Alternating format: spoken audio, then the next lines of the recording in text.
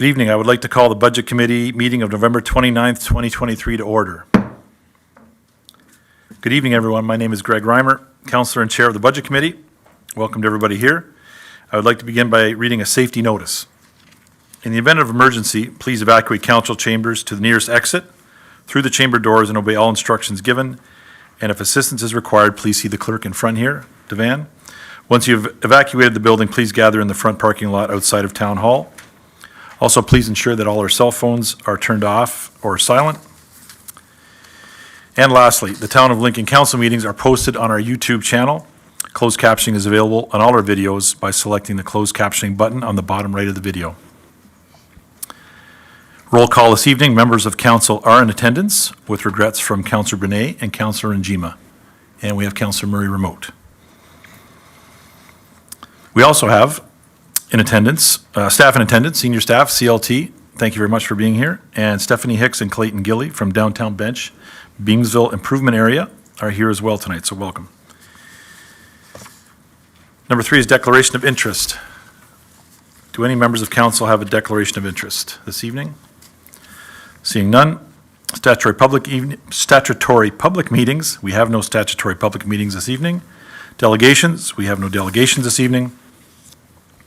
Consent agenda. We have no consent agenda items this evening. On to number 7.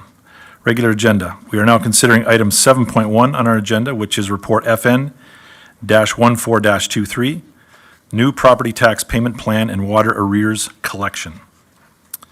Do members have any questions to this report?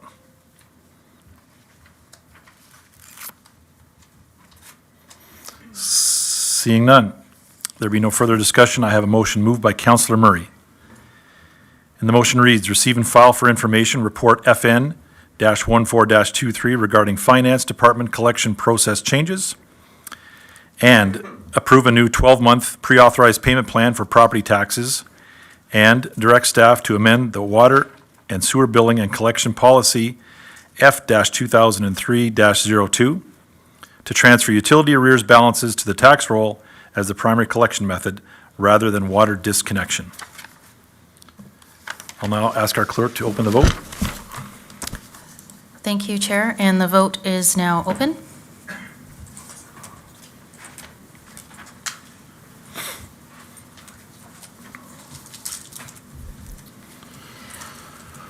Councillor Murray, can I get your vote? In favor. Thank you. And I'll close that vote. And that carries. Great, thank you, Julie. We're now considering item 7.2, Downtown Bench Beamsville BIA 2024 Budget Report AD-15-23. Our Director of Economic Development and Communications will be providing opening comments, followed by a presentation from Stephanie Hicks, Executive Director for the Beamsville Business Improvement Area, BIA, and Clayton Gilly, Chair of the BIA. Paul and Stephanie and Clayton, please go ahead. Good evening, Chair, and thank you for the comments, and good evening, members of council. So just pleased to welcome Chair Gilly and Director Hicks to the podium this evening. As members of council know, the Beamsville BIA works on behalf of their members in the downtown Beamsville area. Their mandate is to really support and make downtown Beamsville a great place to shop, to dine, and to play. And I know the BIA has done a fantastic job this year. We've partnered on a number of activities to support our members. So I look forward to their presentation this evening and look forward to council's comments at the end. Thank you. Thank you. Stephanie and Clayton, please go ahead. We haven't been here. Oh, great. Thanks. There we go. All right. Good evening. See? Right there? Got it. Good evening, Council, Your Worship, Town of Lincoln staff. First thing I'd like to say is this is not my forte. Coming to the restaurants, I'll talk your ear off. My name is Clayton Gilly. I am the chair of the Downtown Bench BIA here in Beamsville, and I would like to express our deepest gratitude for all of the support that you've given us in what we're doing. I mean, I'm sure we all know that when our BIA and our town can work closely together, we can accomplish amazing things. We recognize and value the hard work, dedication, and resources that the town of Lincoln has invested in our BIA. We look forward to the future. We are excited about the continued collaboration between the BIA and the town of Lincoln. And now I'm going to pass it over to our amazing Executive Director and Evil Genius, Stephanie Hicks. You said you weren't going to use that name. I lied. Good evening, council, and thank you for having us here. Once again, we have a great, flashy, bright presentation, little song and dance for you. There's no song and dance, sorry. I just wanted to throw that in. So first, I wanted to give you a little snapshot of our board of directors. Our executive officers are Clayton Gilly, who you just met, who's the chair of our board, Jillian Darchie, who is the vice chair and the owner of the Yoga Vine, Heather Habgood, who is the secretary, and she's the owner of Creative Bug, Dawn Eden, who owns the Pilates Experience and Physiotherapy, and she's a director, Nick Halkias, he's the director of the board and owner of County Cycle, Mike Sheridan, owner of Tim Hortons, Georgie Ventresca is a property owner here. Councillor Adam Russell is our council representative, and Ray Darchie is our past chair. Now for the fun stuff, the highlights, and this is under the core functions of the BIA, what we have to do under our mandate. So under governance, we were able to perform our regular monthly board meetings. The board did perform a staff performance review. They like me. We approved our 2024 budget, we completed our 2022 financial audit, and we hosted our annual general meeting that was hosted on Thursday, November 16th. Under advocacy, we are advocating for parking in the downtown. We do have an MOU in place thanks to the Town of Lincoln, our CAO, with the old BDSS property, but we also have expressed a letter of changing the 4-hour parking to 2-hour parking. With my role with the Ontario Business Improvement Area Association, which I will speak to after, we are advocating for the extension of CEBA loan repayments. We are advocating for the Municipal Act rewrite, to rewrite the section on BIAs specifically. And we are advocating for increased accessibility of provincial and federal grants to BIAs. Right now, BIAs, although we're the only self-funded local board of council, we're not a not-for-profit, and so we kind of fall into this area where we don't qualify for a lot of grants. Under beautification, we were able to put out our pollinator barrels this year. Huge thank you to the seniors at the Jacob. They once again planted our lovely barrels. And this year we added something called bee cups, which are little cups that you fill with water that go into the barrels that offer a refreshing drink to bees and other insects. And then we have some informational signage coming in 2024. We offered summer plantings to our 55 self-watering planters, as well as our 27 railing planters there on the home hardware side of King Street, and our hanging flower baskets. We have a brand new Truth and Reconciliation weaving installation that's on display at the Lincoln Pelham Public Library at the Fleming Center. We have 55 winter greeneries that just went in, and new this year was 2 big, beautiful blue benches, and those members of council that have been with us since 2019 when we first looked at doing big benches in the downtown, and that project has grown with partnership with the Town of Lincoln.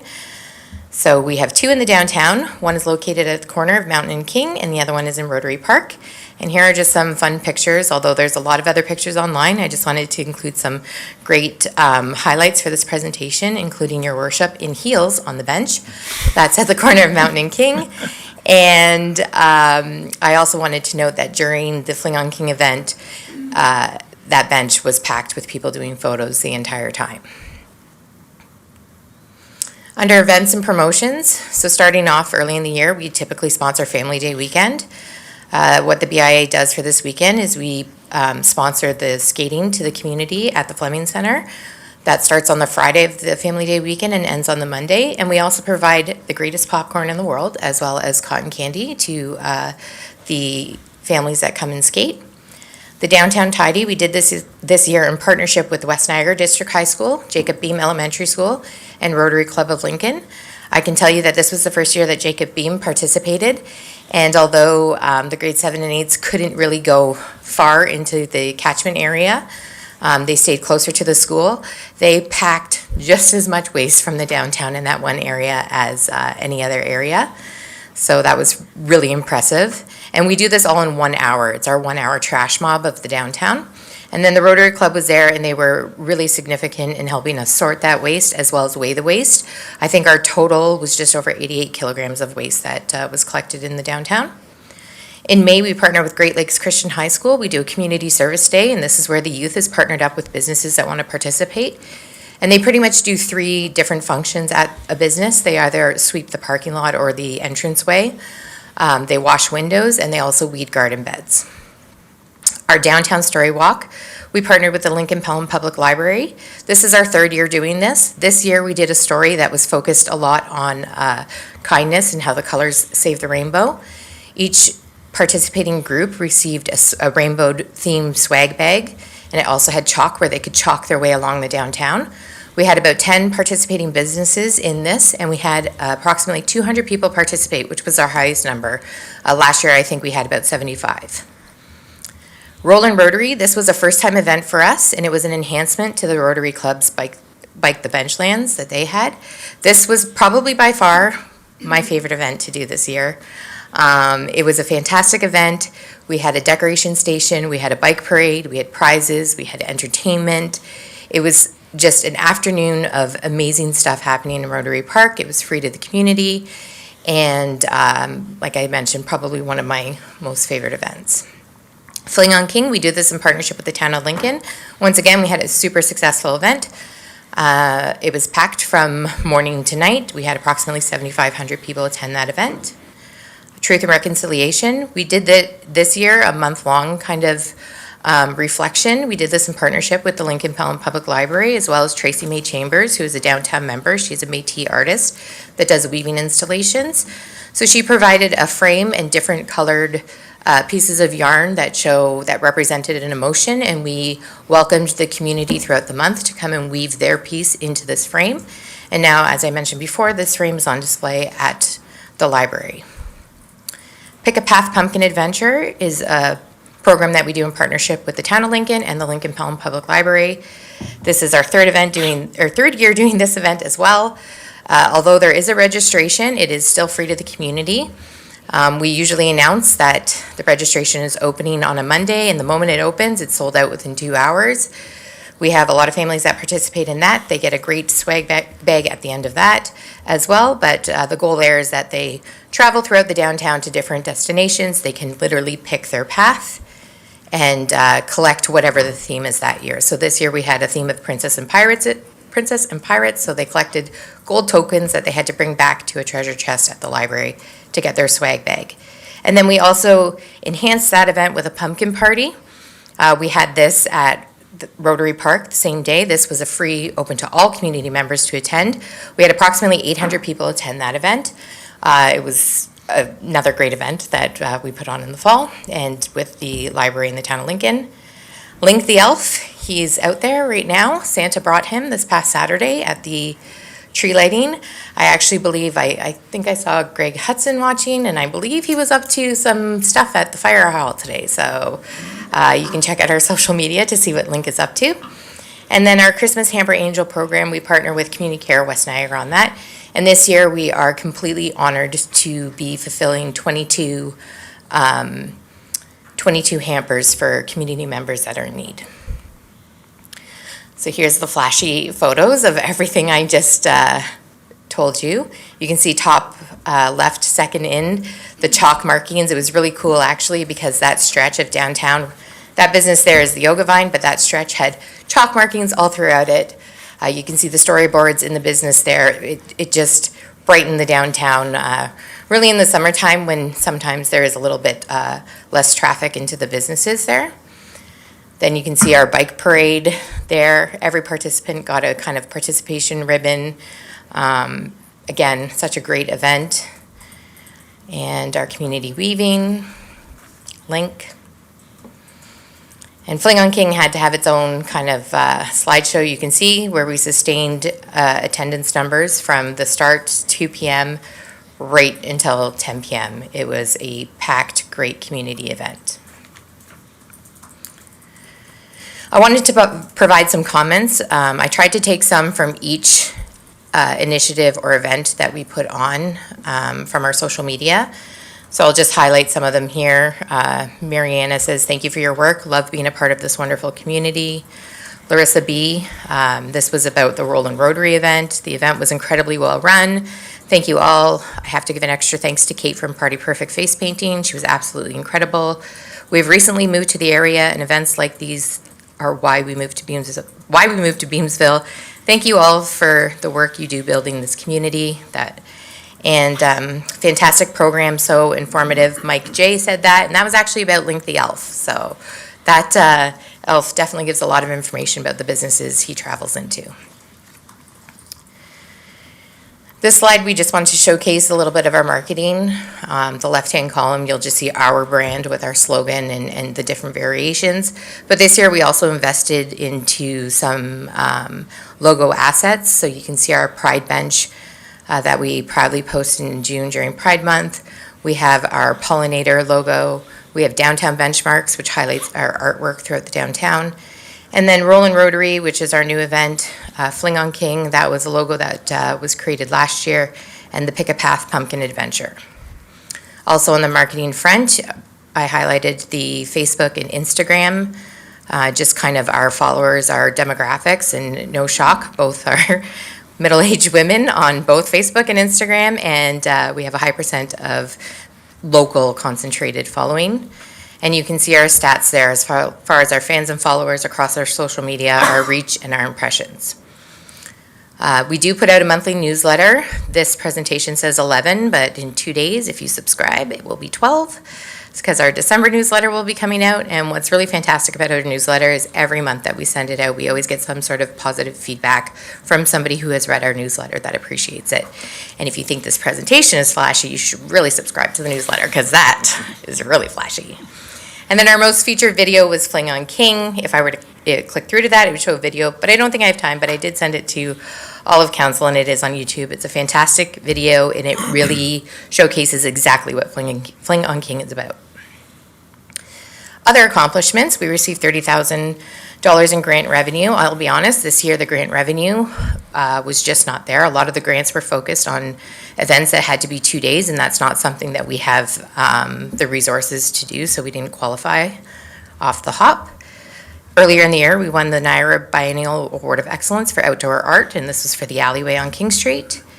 We also won an Award of Merit from the Ontario Business Improvement Area Association. We completed our 2024-2027 strategic plan, and myself, Stephanie Hicks, as of yesterday, was just voted on to be the Vice President of OBIA again, so that I'll be sitting for another 2-year term. I'm also the Chair of the Communications Committee for the Ontario BIA Association. I'm a member on the Governance Committee, and I am a member of the Succession Planning. Strategic Plan overview, although I would love to give you the whole strategic plan, I can't because we don't have enough time. However, you can go to our website, which is downtownbenchbeamsville.com, click About, and download the whole strategic plan right there. But the snapshot is we really wanted to focus on 5 major directions, and that is what we will be doing moving forward. So customer attraction, to increase our local and visitor traffic to stop and experience downtown. Member engagement, to work together and to grow smarter. Meaningful spaces, to build on our artful experience. Stakeholder alignment, collaborate with a shared purpose. Organizational effectiveness, build systems for sustainable growth. And we did that with Cypress Strategies, is who coordinated and oversaw our strategic plan with a great committee that we had in place. The future, usually I give you a slide which tells you what's upcoming. However, the future of the BIA activities in 2024 is going to center and align with our strategic planning goals, aiming to deliver optimal outcomes for our members. That being said, there are projects that we did not get to accomplish in 2023, like our Little Free Art Gallery, which I know Councillor Timmers was really excited about. It's still coming. We just let the perfect location get the best of us before winter came. So we do still have projects that we have had to kind of shelf, but they still will be coming out. Wanted to take a moment to thank all of our sponsors, our partners, our members, our volunteers, and of course, the town of Lincoln. We have nothing but an attitude of gratitude for all the support. We work with many departments in the town of Lincoln on a daily basis, and you really do have the best staff here. So we're very thankful for that support. Oh, and that's it. There's the contact information. So our office is on Beam Street. email, phone, and our social media. And now we will welcome questions. Thank you, Stephanie. Congratulations on your provincial board appointment. And Clayton, you did just fine. I'm not sure if you were supposed to be the song and dance, but you did a good job. Maybe you can bring treats next time. You'll do even better. So thank you very much for that. Do members of council have any questions for Stephanie, for Clayton, or for Paul?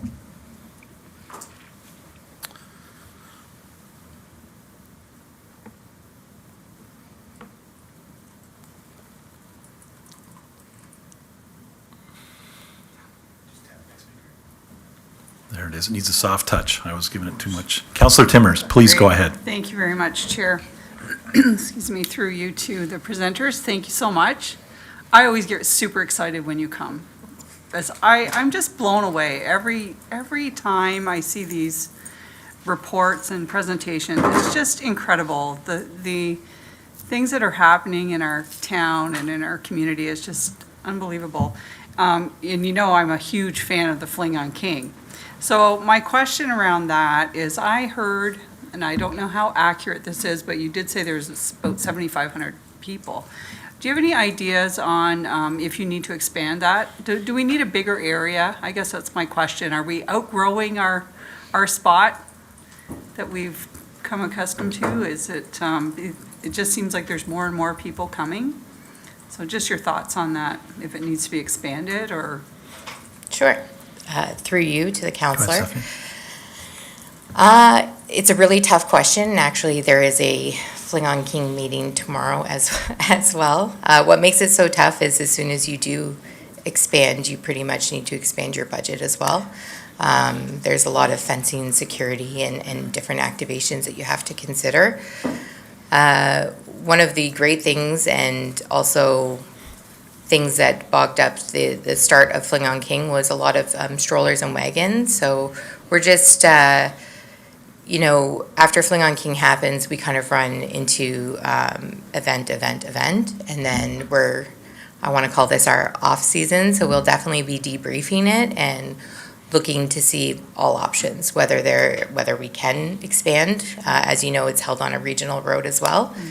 So expansion conversations would need to happen with the region, as well as budget considerations. So Sure. I don't have a set answer for you because, Yep. yeah.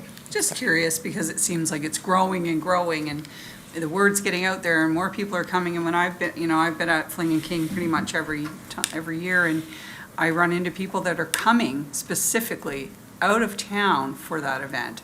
So, I mean, the word is out there. So that's maybe a good problem to have. My other question was just quickly through you, Chair. You talked about the Municipal Act rewrite, and I didn't quite hear what you said. Is that just basically around funding that would be available for BIAs? Is that what that piece is? Or if you could just maybe give me a little more information. Sure you, and through you, Go ahead, Counselor. Stephanie. So through my role with OBIA, so the Municipal Act is really open to interpretation. So it's really just fine tuning every component of the Municipal Act, including parts of funding, but just, there are a lot of things that govern a BIA that, for example, the clerks can interpret it one way, the BIA can interpret it another way, like maintenance of buildings and lands. Like it needs to be fine-tuned specifically what the BIA is responsible for. So there is a big list, and I can provide a follow-up to that on what is being proposed.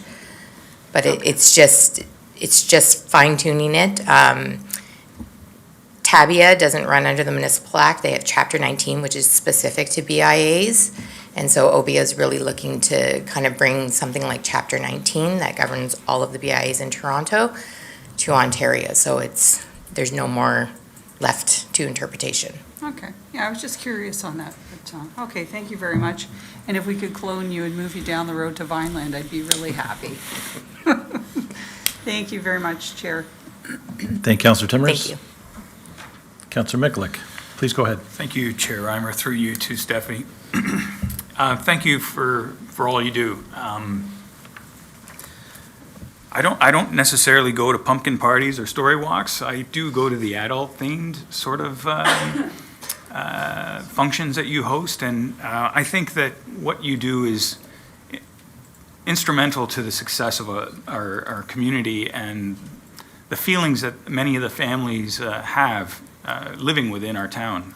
I heard it firsthand at the recent tree lighting ceremony, and I go out of my way to shake hands with families, and they comment on all the great things that they get to do within town. And I think a good part of that is with you and your association. So that being said, what I've noticed in your report is Appendix A in your proposed budget. There's $65,000 that is being used from reserves to fund your budget of $170,000. Now, what does next year look like? Will that $65,000 in reserves be available for next year? Like what is there something that we need to know, or something that Okay. I should be wondering about or concerned about? Okay, through you, Councilor Go ahead, Marmer. Stephanie. So we hold that in reserves because so historical background to the BIA. 2018, when I first started, the BIA we had an $8,000 budget that was the maximum we could ever exceed, and we had an outdated bylaw from 1978. So 2018 to 2019 was worked on getting a new bylaw, expanding our catchment area, and getting a budget that we could actually do activities with. So every year since then, there's that reserve money. Although it's sitting in reserves, we just really couldn't place it anywhere specifically in our budget currently. And I say that because there's a project sitting from 2019, which was, or 2020, the Hillside Garden Beds. Right now, there's 2 logoed garden beds. We want to expand that to 6. There's some red funding out there that the BIA and the town of Lincoln have. There's some match dollars that need to go to that.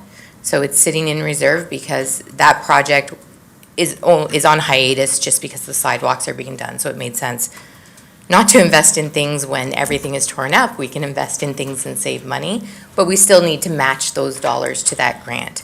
There's also a lot of the upcoming grants that are available we need to have match funding for in order to even apply from the start. So there's nothing to be worried about. It's just we carry over that money because we want to make sure that we have it for our projects that are already sitting there that we've approved, as well as moving forward with grant funding for other opportunities that come up. Okay, that's good. Like, it's just an anomaly in my, from what I can see, like, and I just want to make sure that reserves are there, like, in the future as well, like, should an event come up that you'd like to fund or, be a part of or organize, and I'm not sure, looking at this budget, what last year's budget looked like, I can't recall, so that's why I asked that question, so, thank you. Thank you, Councilor Miglick. Thank you. Councilor Russell. Thank you, Mr. Chair. Through you to presenters, this is my interpretation of the jazz hands for you. Steph and Clayton, again, it's been a fantastic year working with you both.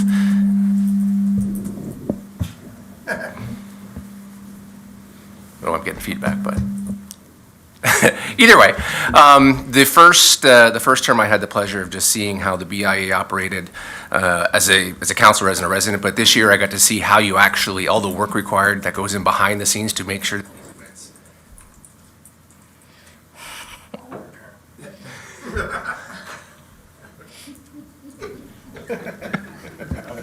You're on. Thank you, Mr. Chair and Madam Mayor, for putting me back on. I got to see firsthand all the work required on behalf of yourselves to make these events happen. And again, I'm continually impressed with the drive, the energy, the excitement, staff that you bring. Clayton as well, to a much more subtle degree. But it is very important as your sage leadership for both of you is, again, it means a lot. And so I want to thank you both and all the directors and all the members of the BIA who contribute.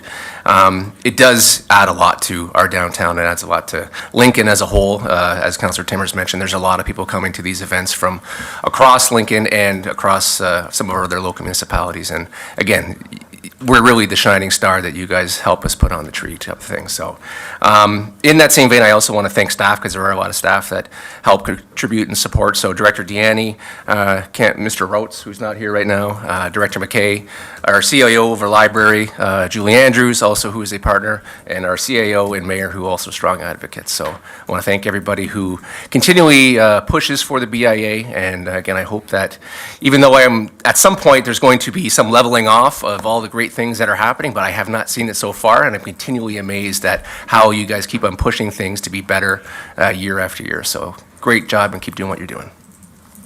Thank you. Thank you, Councillor Russell. Mayor Easton, please go ahead. Mr. Chairman, I don't even know what to do anymore. Don't touch it. My apologies. Not a problem, Mayor Easton. Sorry. Councillor Russell knows how quickly he can get shut off.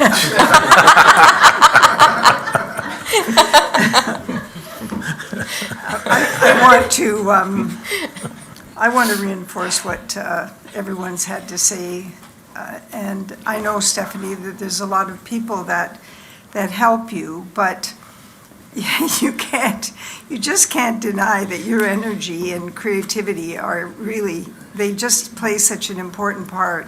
And not only that, your knowledge of governance and your attention to detail. It's not just a matter of expanding the catchment area, getting a lot of money in the bank. It's what you do with that and the value. And councillors are absolutely correct. I mean, people talk about this. It is a subject of conversation.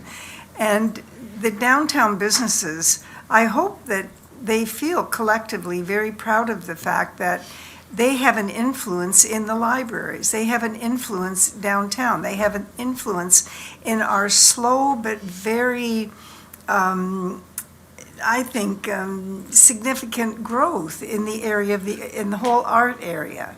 And I don't think that 15 years ago anybody would have ever thought that they would have been influencing things.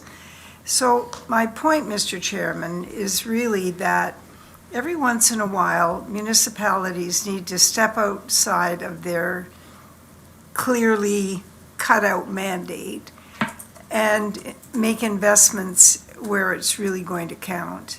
And there is always a certain amount of risk in that because you can't control people's behavior.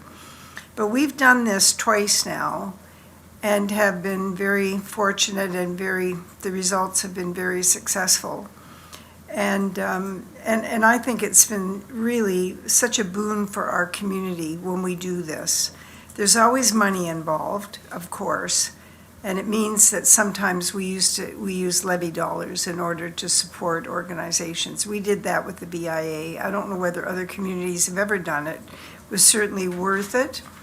We've always had good, strong council leadership at the table, which I think also has a bearing on the outcome. So congratulations, and I just can't say enough. That newsletter is just, the annual report was enough to knock your socks off, so I can hardly wait to see the newsletter, and you really, all of you, deserve a great deal of credit, and I wish you all the best. You're just making Lincoln just look so great to the world around us. Thank you very much.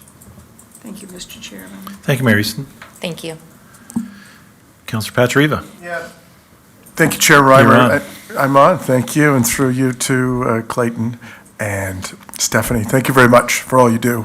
Thank you for having the intestinal fortitude to expand the boundaries of the BIA. You know, having been on that and being told no, no, no, no, no, no, no, no for 10 years, you didn't take no for an answer, and you worked with the new leadership group here, and you made it happen. So just in a couple words, how much fun is it to work with a budget of greater than $8,000? I know it's a blessing and a curse, but it's more of a blessing. So just, if you would. Sure, through Go ahead. you, Go through ahead, you, Stephanie. Counselor. And first, I want to just comment on the expansion, because prior to me having that vision, Director Deanne had that vision, and he brought me in, and it was a long year, but it was done. So it was definitely a partnership there, I will say. So thank you to Director Deanne for having that vision, and having the support and knowing how much a BIA can bring to a community.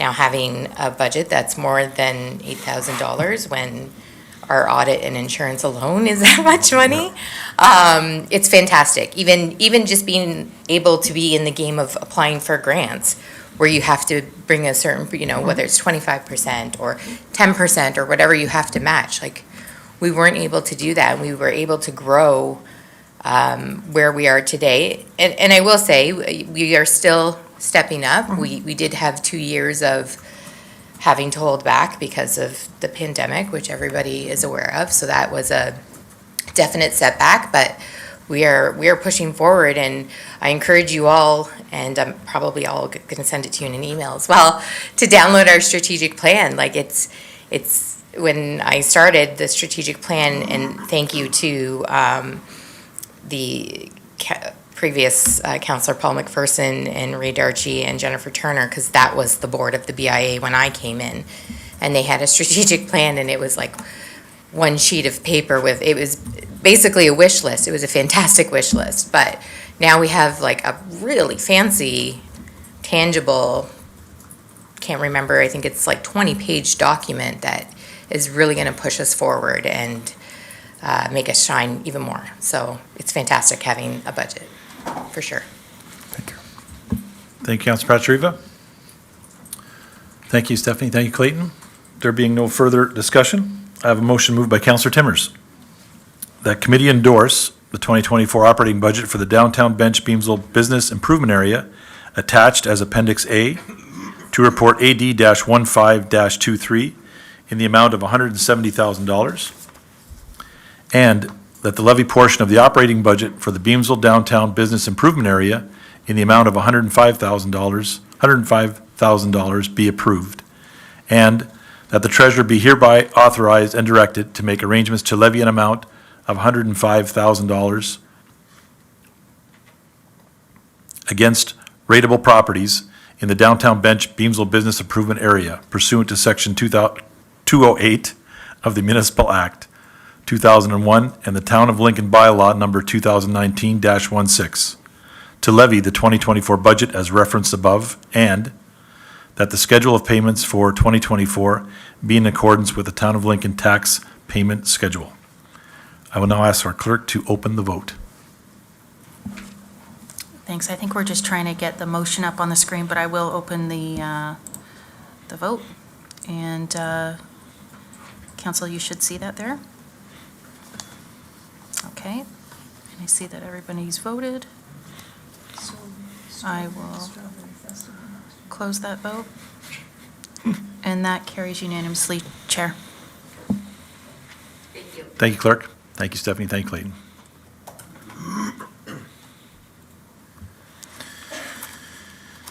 We are now considering item 7.3, Report FN-15-23, 2024 Capital Budget. It seems like just yesterday we were here.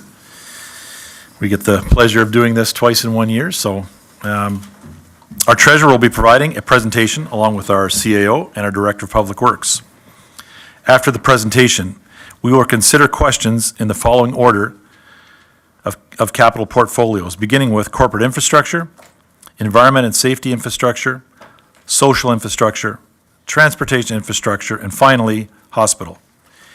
If you have any amendments or changes, those will be subject to a motion, and as such, we'll be voting on each amendment. Our CAO will provide opening comments and hand it over to our treasurer. Go ahead, Mr. CAO. Thank you, Mr. Chair, and to you and members of council.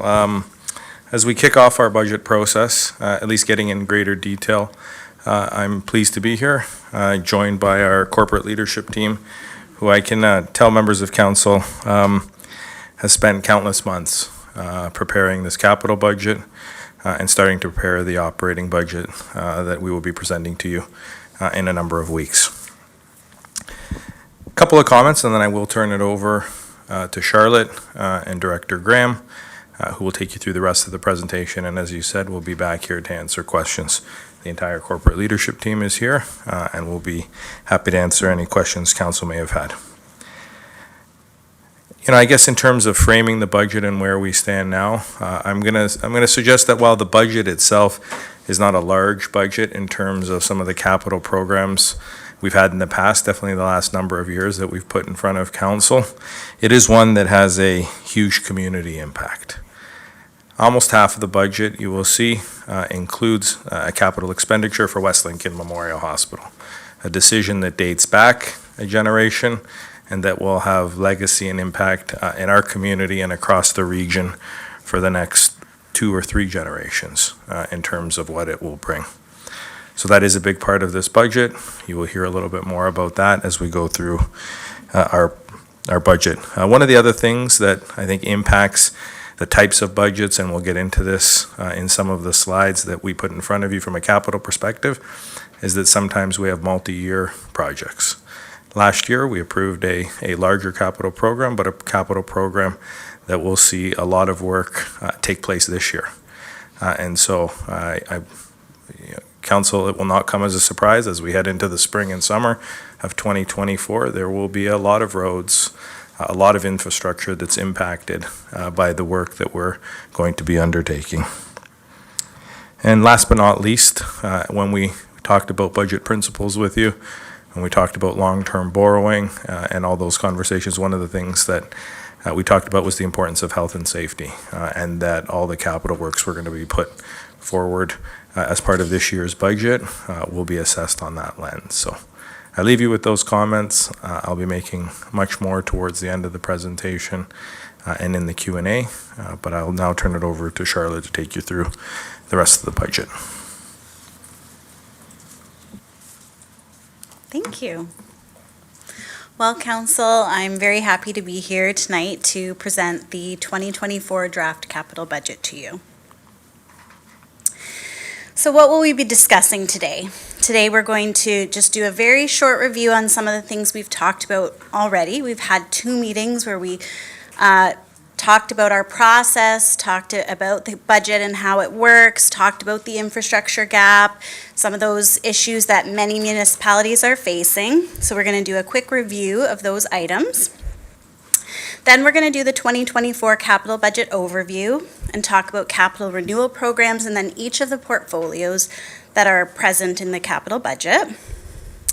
After that, we'll talk about reserves, debt, and the 5-year forecast, the 2024 capital levy impact, and then we'll talk about the budget schedule and next steps. So to review the budget process, municipal budgets are prepared by staff and approved by council. Some of the key features of a budget include defining levels of service and the fine balance between maintaining and improving services, facilities, and infrastructure while respectfully managing taxpayer dollars. It's about prioritizing programs and services, providing a means to accomplish council's strategic goals and priorities, and ensuring financial resources are available to meet health and safety and legislative requirements.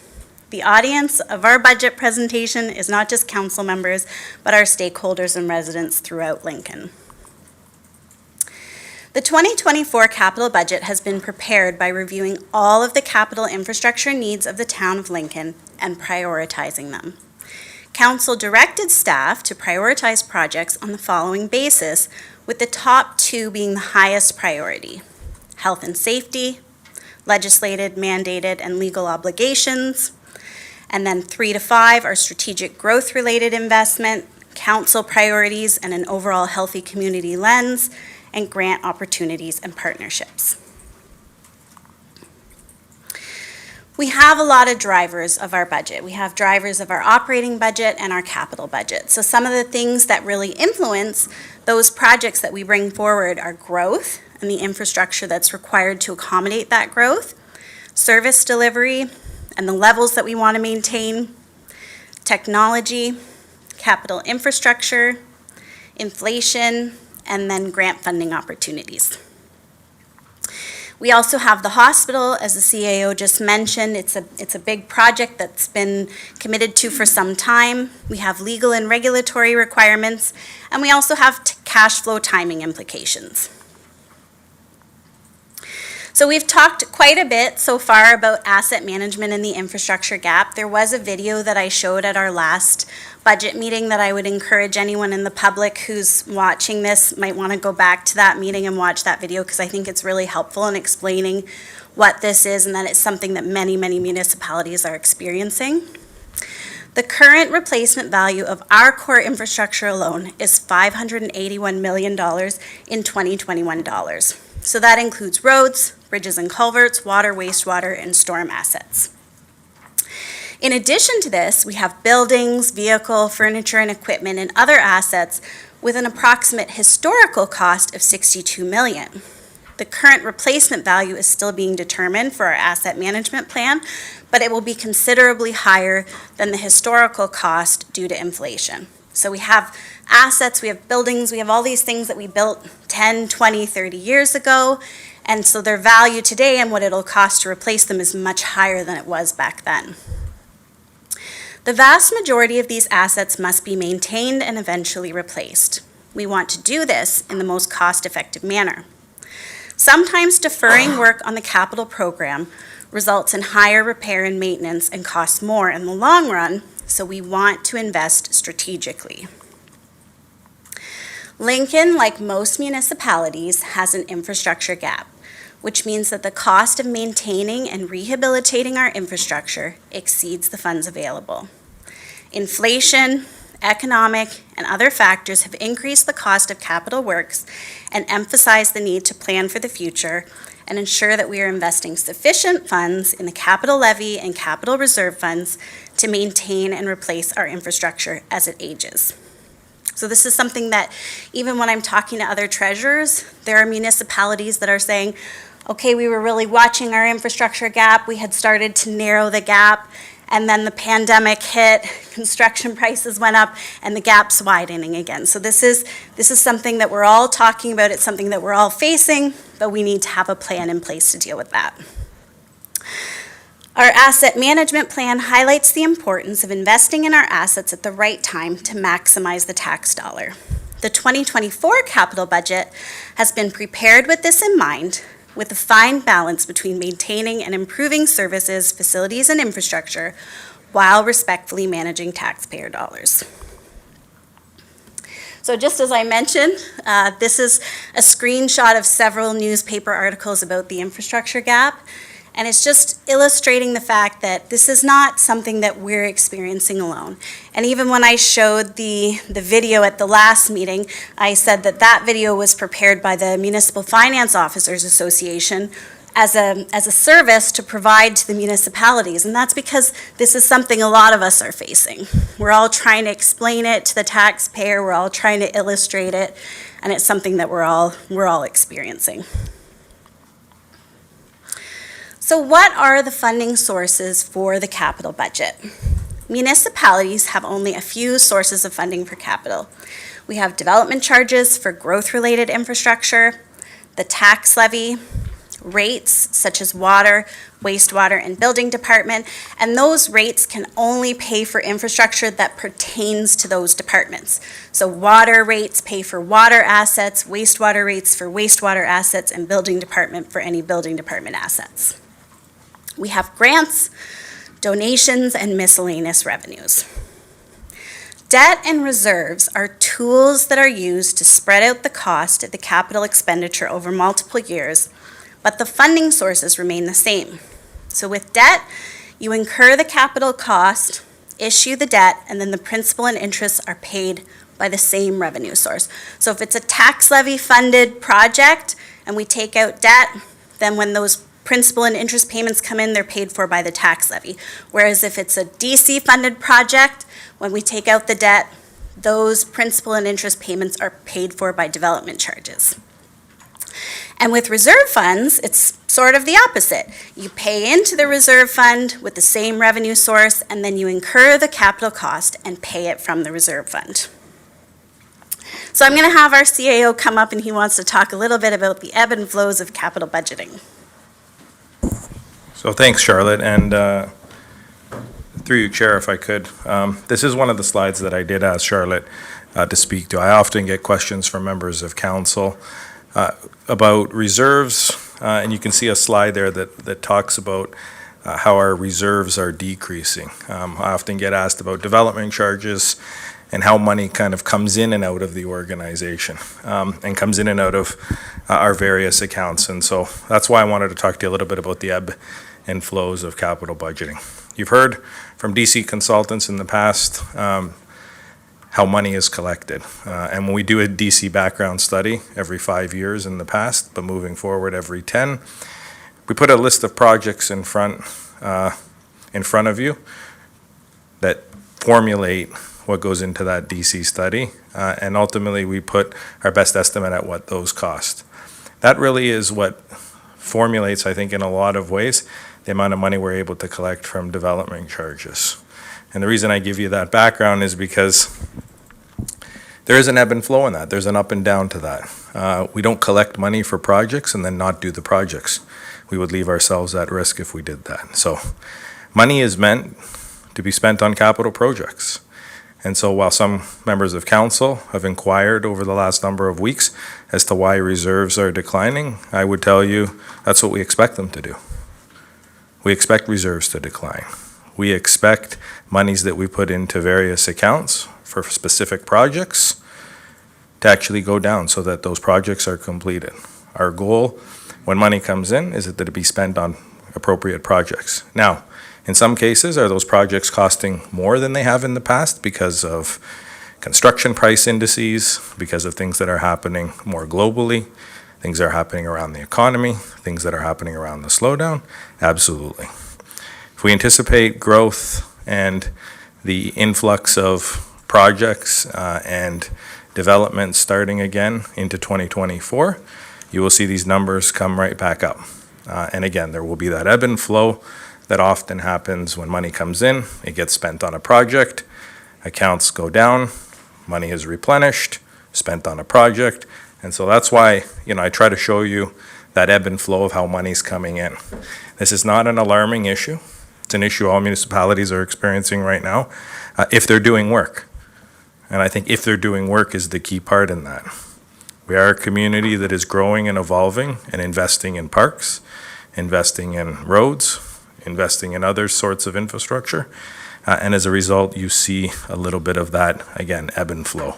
So open to answer any questions at the end of the presentation, and I'll turn it back over to Charlotte and Dave to take you through the respective sections. But I really did want to speak again to the particular ebbs and flows and the peaks and valleys that we see when we talk about capital budgeting.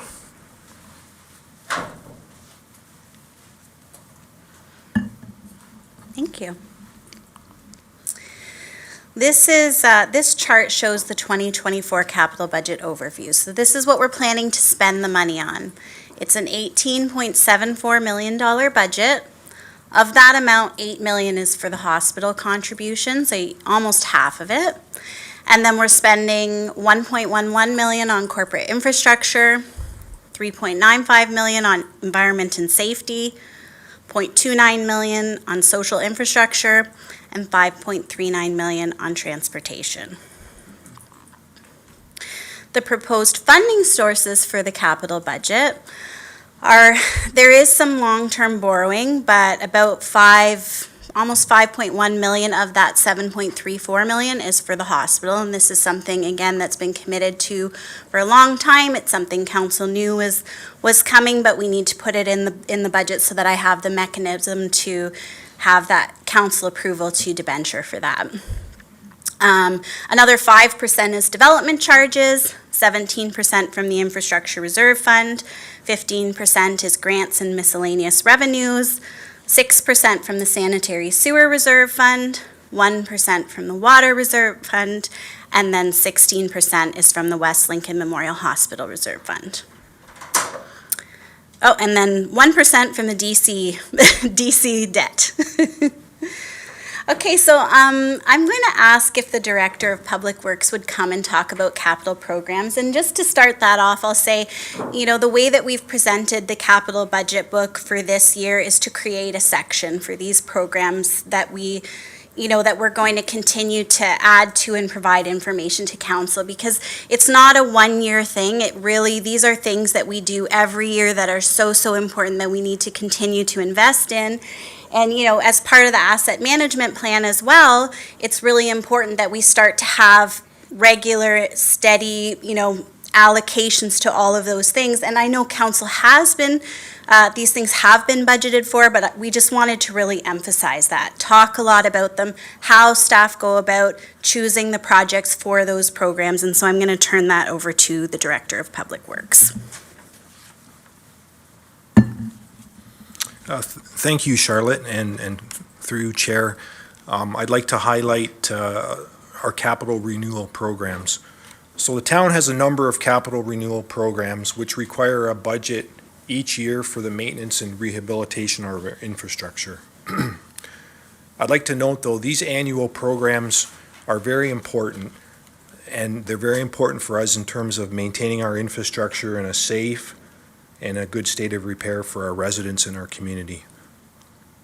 And when we talk about one of our largest ones is our road and right-of-way programs.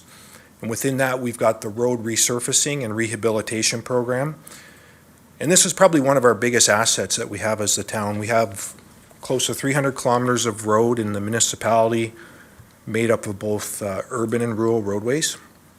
And to kind of give you a scale on the size of that investment asset that we have as the town, the road surface asset is estimated to be approximately $50 million. So that's the road surface asset across all of our roads.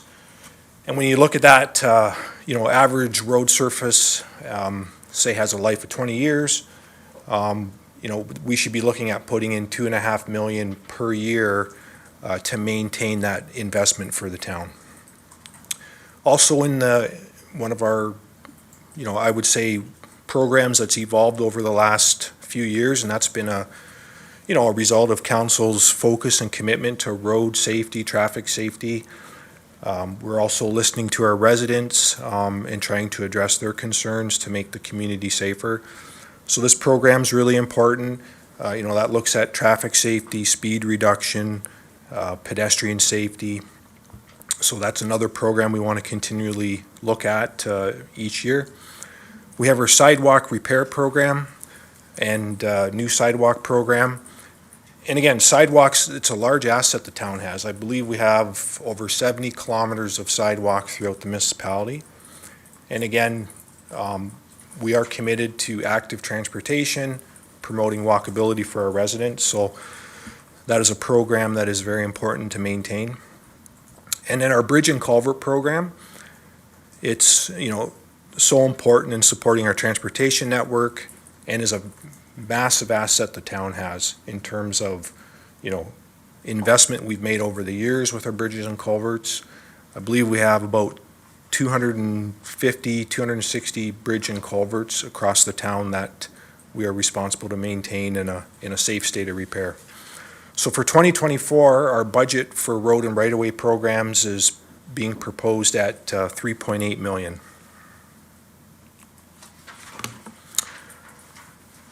Our fleet replacement program, again, another important program. The town has a very large investment with our fleet. We're estimating it to be $8.9 million. And recommended 20-year rolling average spend, you know, when we look at our long-term capital planning and forecast of about $970,000 a year. Couple notes I'd like to make as well with our program. So we're currently experiencing delayed delivery times, and it is something to be mindful of when we're looking at our fleet replacement capital budget. It's just more planning that we have to build into when we need key pieces of equipment and fleet here and in service. So, it doesn't impact service to our residents. And I'd also like to note too, fleet is used on a daily basis. We do everything, on wheels, if you will. Like, all the service we provide to the residents, we do need fleet to support that. So it is foundational to what we need to do for those services. And vehicles are recommended for replacement when the maintenance costs start to outweigh the value of the asset. And again, that's a principle that we do use, and we do want to be responsible with taxpayers' money. So, that's key to how we look at our fleet program. So for 2024, our budget for fleet replacement is proposed at $525,000. So our water and wastewater program. So not everybody sees our water and wastewater infrastructure. It's underground, buried, but it's a significant asset that the town has. I know in water mains, we have about 107 kilometers of underground piping throughout the town. And for our sewer system, close to 90 kilometers of buried sewer pipes throughout the municipality. And when you start going under those different categories in that program, our water main replacement program, and I would say probably this is one of the key, most important services that we provide as a town, or at least within Public Works, and that's, providing safe drinking water to our residents. And the water main replacement program is, very important to ensure that that happens. Under this program, our main focus is replacing deteriorated pipes. We've really focused on metallic pipes over the years. And the town's made a lot of good progress. We only have about 8% of metallic pipes left in our entire system. And back in 2008, we were at least 25% with metallic pipes. So town's made a lot of progress in that, and, something to be proud of. When we start looking at our wastewater systems, our inflow and infiltration program, or we refer to it as, the I&I program, that's really important to continue and to invest in that. Again, we're trying to get that unwanted extraneous flows out of our systems. It could be groundwater, rainwater, but it's really important when we start looking at climate change and our intense storms that we experience. We're also looking at trying to minimize any basement flooding risks in the town, and also, to support development with trying to free up capacity in our system. So that's a program that, really is looking at being more resilient with our wastewater system. And then we have our water and sewer upgrade program, and that's really to support growth, making sure that, our infrastructure is appropriate and can accommodate growth, the additional population. And in those programs, we do look at various upgrades to the water and wastewater system. And in our technology and optimization program, again, continuing to invest in that. It allows us to do a lot more monitoring, be a lot more proactive with what we're doing, and improve customer service in those areas. So for 2024, our budget for water and wastewater programs is proposed at $1.92 million. So I think at this point, I'll turn the presentation back over to our Director of Finance. Thank you. So just to recap, as a reminder, this is the capital project prioritization the council directed staff to use in evaluating and prioritizing projects for the 2024 capital budget. And the top two being health and safety and legislated, mandated, and legal obligations. So in the 2024 budget, you're going to see a placeholder for construction financing throughout the budget. Construction financing costs are our estimate of the interest to be paid on construction bridge loans while the capital projects are in progress. This has always been a part of the projects, so it has always been in the budget, and it was in a line called interfunctional transfers. And so all we're doing as part of this budget is we're not changing what we're doing, we're just presenting it on a separate line so that council can see what those construction financing costs are. Using construction financing ensures that we only borrow the amount that we need as the project progresses. So if we were borrowing all that money up front, we'd be paying more interest right at the beginning, but what we do is we draw over the course of time as that project progresses, and that way we don't pay more in interest than we need to at the start. When the project is complete, the loan will be debentured and the principal and interest will be included in the operating budget. So this is not new, as I said. The town previously budgeted for construction financing costs, but it's a change in presentation only. Rather than being grouped with interfunctional transfers, it's being presented as a separate item and grouped in the capital category it belongs to, such as transportation, environment, and safety, so that it's representative of the cost of the capital program, so that when our taxpayers, when those who are interested in looking at the budget look at it, they see what that money is going for. It's not just an operating cost, it's not just a routine thing, it's paying for our roads, it's paying for our parks, it's paying for our buildings. So I'll just do a quick overview, and then I think we're going to go through the presentation. At the end of the presentation, the chair is going to go through each portfolio separately, but just to do an overview, we do have different portfolios in the town's budget. The first one is corporate infrastructure, and corporate infrastructure includes buildings, transit fleet, and technology equipment. The budget request for 2024 for corporate infrastructure is $1.1 million, and this is a list of the projects that we are proposing. The 2024 capital budget for environment and safety infrastructure includes water and wastewater infrastructure and fire rescue equipment and vehicles. This slide shows that the total request is just under $4 million, and there are quite a number of projects here, and a lot of them are those programs that the Director of Public Works spoke about earlier. Next, we have social infrastructure. Social infrastructure includes recreation facilities, cemeteries, parks, and library network and materials. This slide shows the request for social infrastructure, which is $285,000 and 3 projects. And then we also have transportation infrastructure, which is roads, bridges and culverts, traffic control and calming. And it's a lot of the programs other than the water and sewer ones that were discussed earlier in the presentation. You are going to see when we look at this next slide, we have inflationary adjustments of around $1.1 million. So to prepare financially and responsibly, a 6% inflation factor has been added due to rapidly increasing construction prices. We had conversations about this as a leadership team, and we just really wanted to make sure that we were preparing in the eventuality that the inflation rates continue, and so we put that in as a placeholder.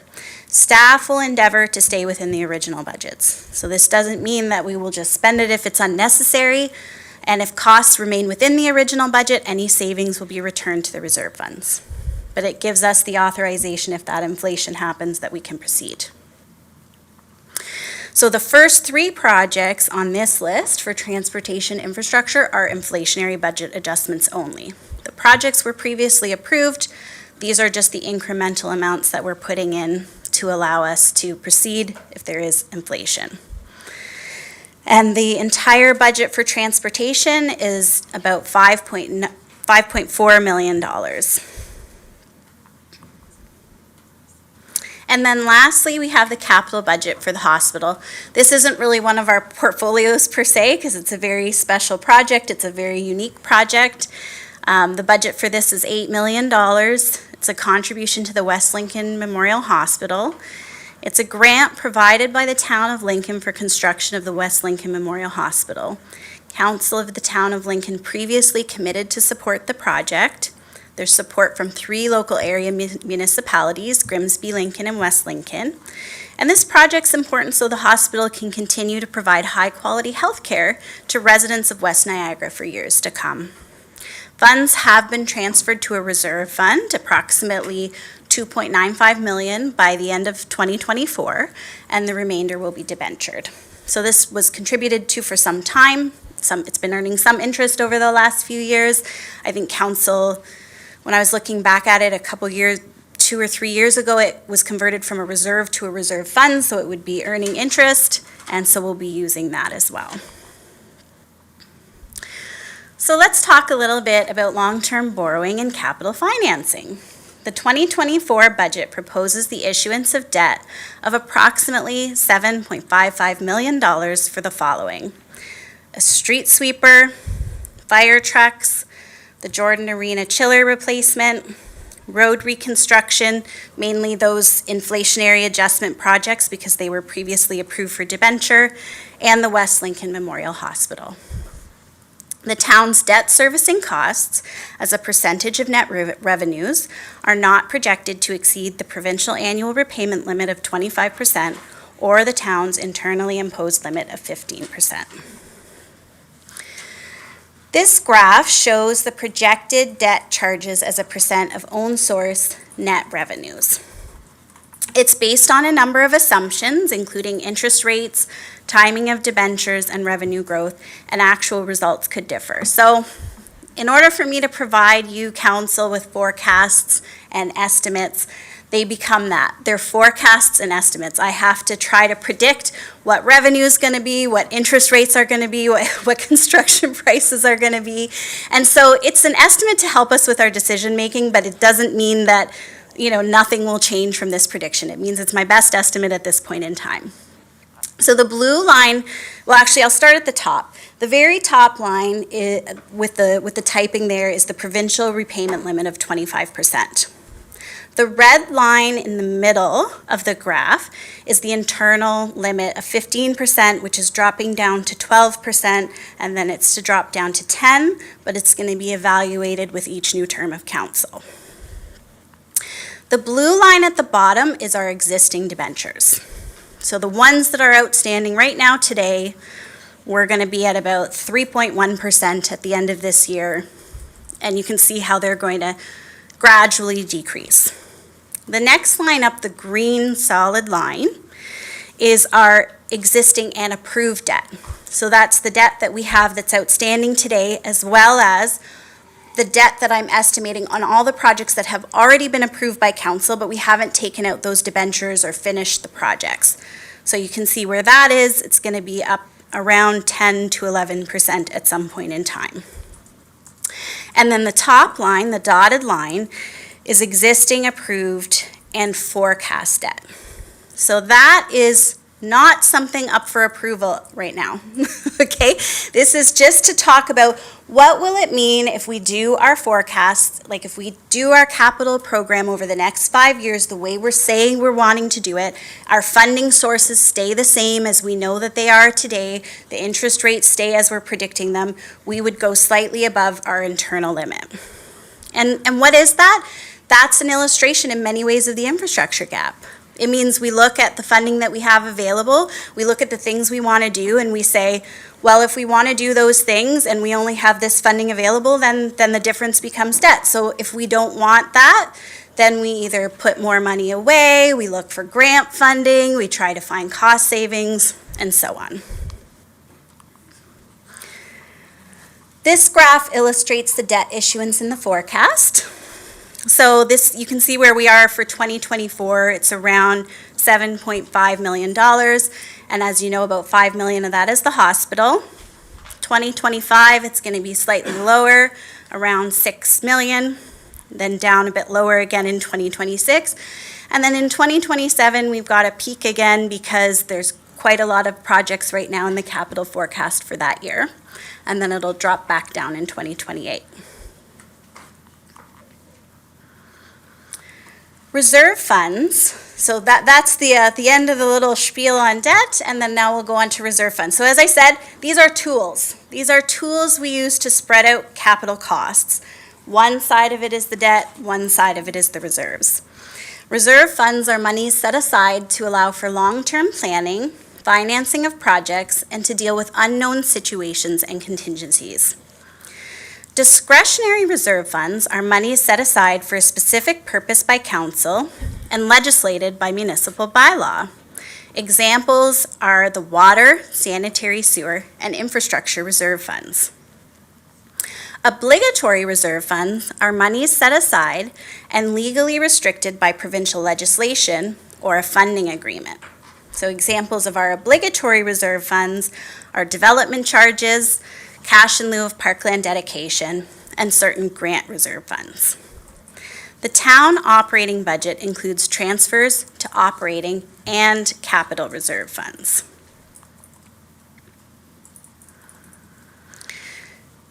So this slide shows a bit of an illustration of the reserve funds of the town and how our budgeting works. The top blue box that says operating expenditures illustrates the expenditures that are in our budget.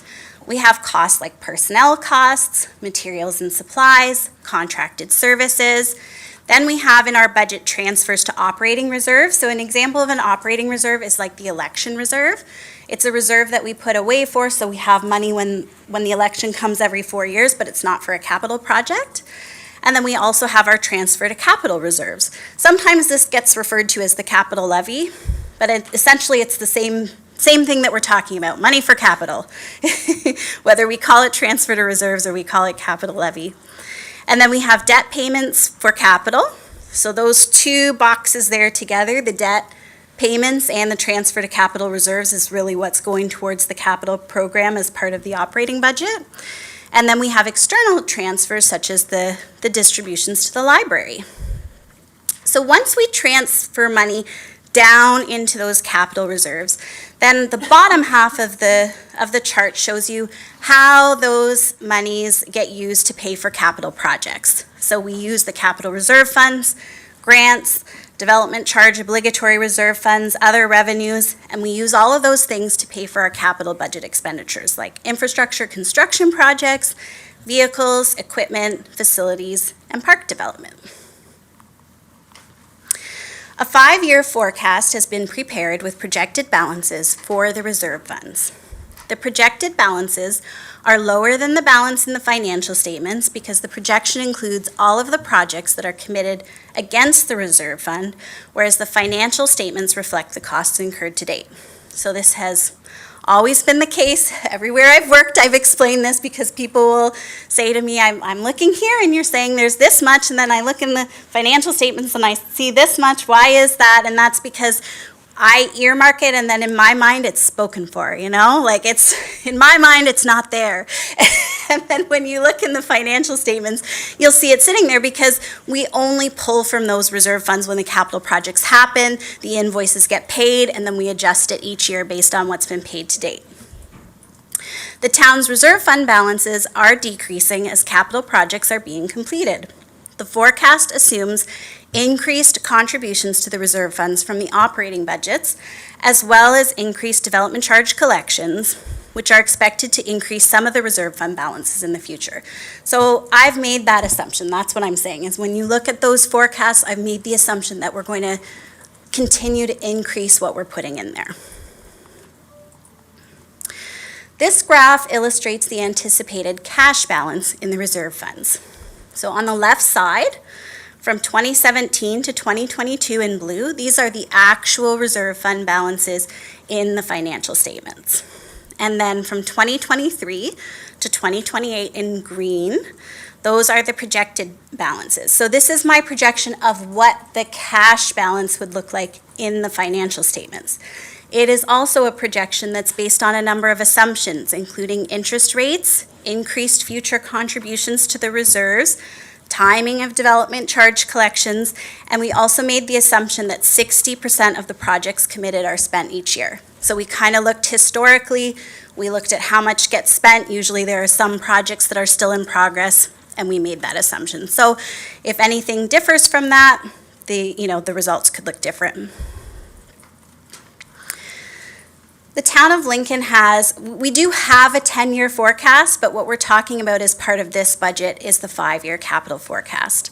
Council directed staff to remap the 10-year capital forecast based on the criteria, those 5 criteria that we talked about earlier in the presentation.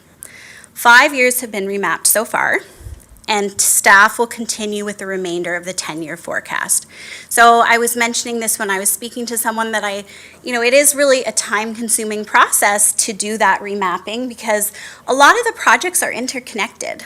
So roads, water, sewer, it's not like you can just pick one and push it out. You have to look at how they're all related, or there may be a piece of road that's connected to another piece of road. So when we're looking at those remapping and we're trying to look at the timing, the supporting departments have to look at their entire plan and really look at how those things can be sequenced.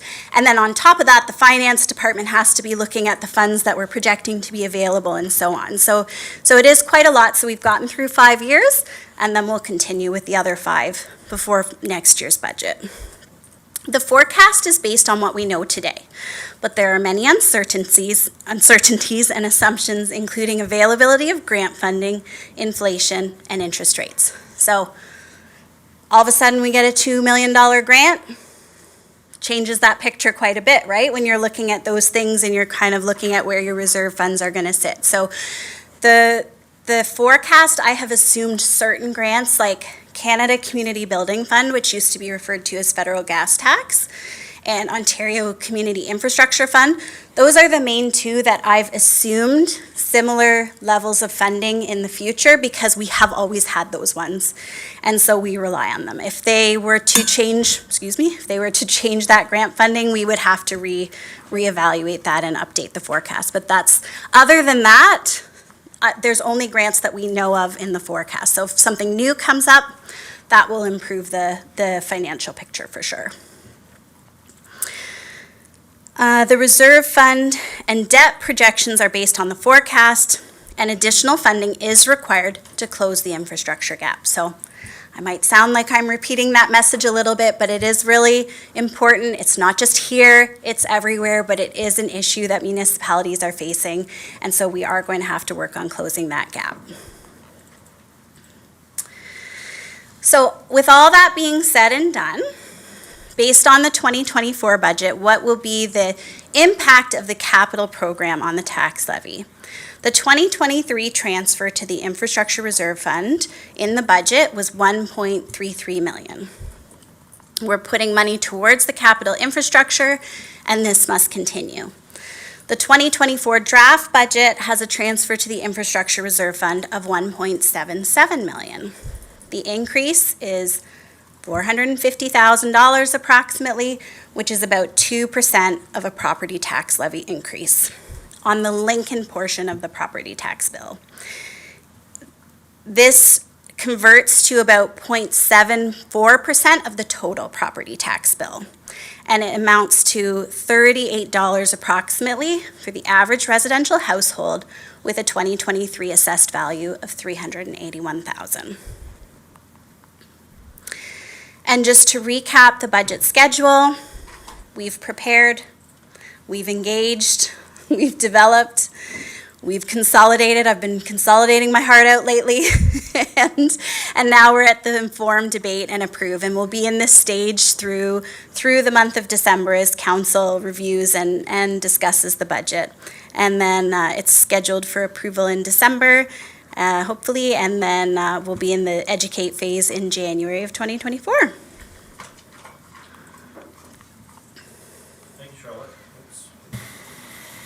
Thank you, Charlotte. Some of the prelude, the first opening slides, there's always repeat in there, but there's always a reminder, there's always I forgot about that, or there's always something new in there. So thank you very much for taking us through that. And thank you to CLT for all the work you've done. I see looks like you're talking to each other still, and looks like, there's always good relations there. There's smiles, so I know there was some battles, but thank you very much for all the hard work you put into this. we'll stick with the presentation first for questions or comments, just with the presentation itself, and then we'll go through the portfolios. So is there anybody, any members of council that has a question regarding the presentation specifically right now?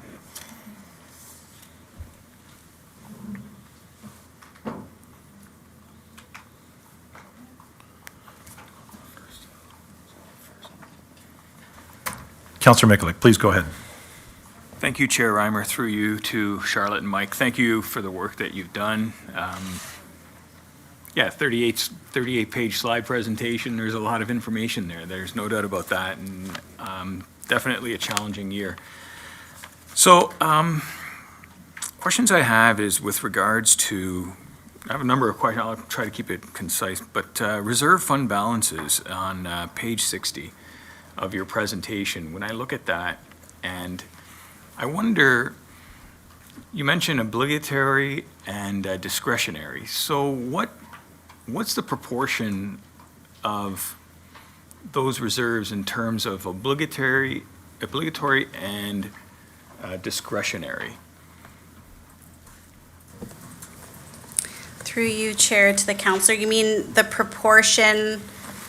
It's just Like the classified as percent- reserve fund balance, but you mentioned that there's obligatory and there's discretionary reserve funds. So what is the proportion like of those reserve funds in terms of Okay, each? sure. Through you, Chair, to the counselor. In particular, I'm looking like the 2024 year is of concern. Yes, you mean, but you mean Which what slide is that? percent? Sorry, Charlotte, Mr. CO, which slide number is that? Oh, it's page 60 in the, sorry. But he's got it on the slide. I believe this Sorry, yeah. It's Slide page number, 60. what's the number, Mr. CEO? So it's. From the presentation? Slide, it's 34. 34. Okay, Got it. Page 34 in our, in the presentation. Yeah, so Thank you, Counselor, sorry. in order to get to sorry, through you, Chair to the counselor, in order to get to the proportion, I think it would be good if council looked at the appendix to the budget book. So if you look at page 65, the vast majority of those reserve funds are obligatory reserve funds. Now, this is the projected balance. So, you know, on page 89, these are the balances including all the commitments against those reserves, but the vast majority are obligatory right now.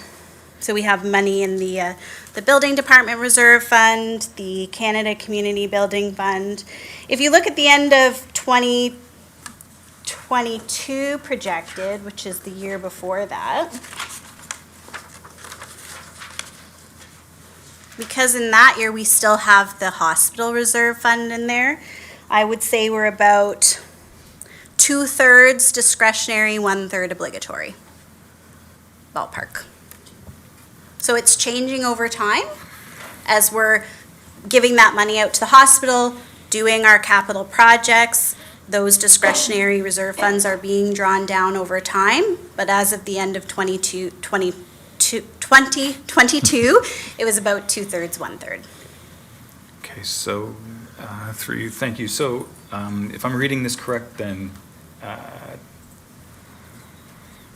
it's gonna be 1.8 million in discretionary reserves on that, page 65?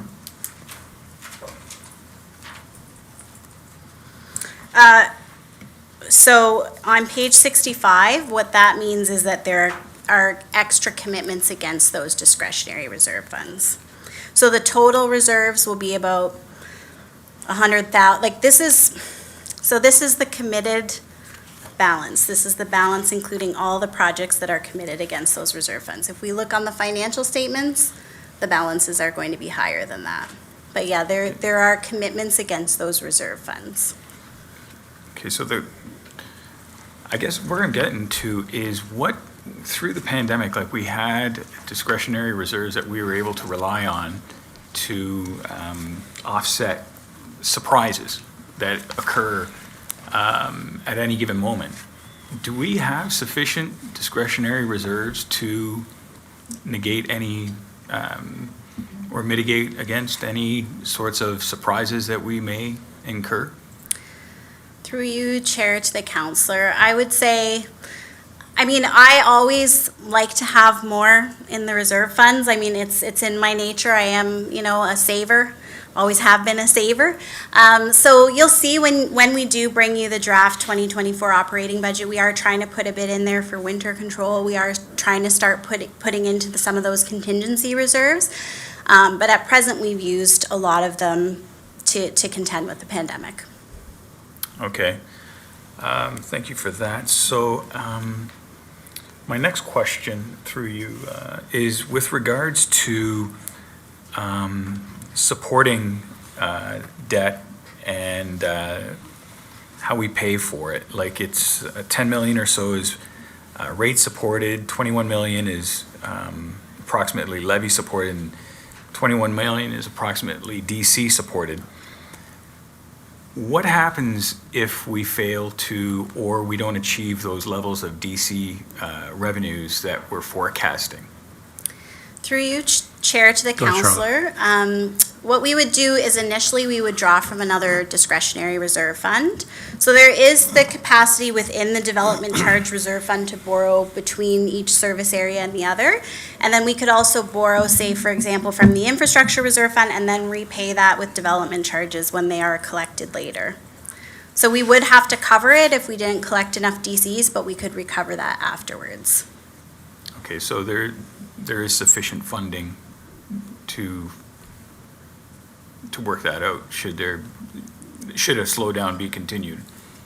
Well, the DC background study, that's sort of the purpose of what it's designed to do. It takes all the projects that you're planning to do, it divides it by the growth that you're anticipating, and those growth numbers are supported by studies that are being done, by numbers that are coming from the region and going through our planning department, and then it calculates the charge. So presumably, if you have, a peak or a decline, then you would recover in the future.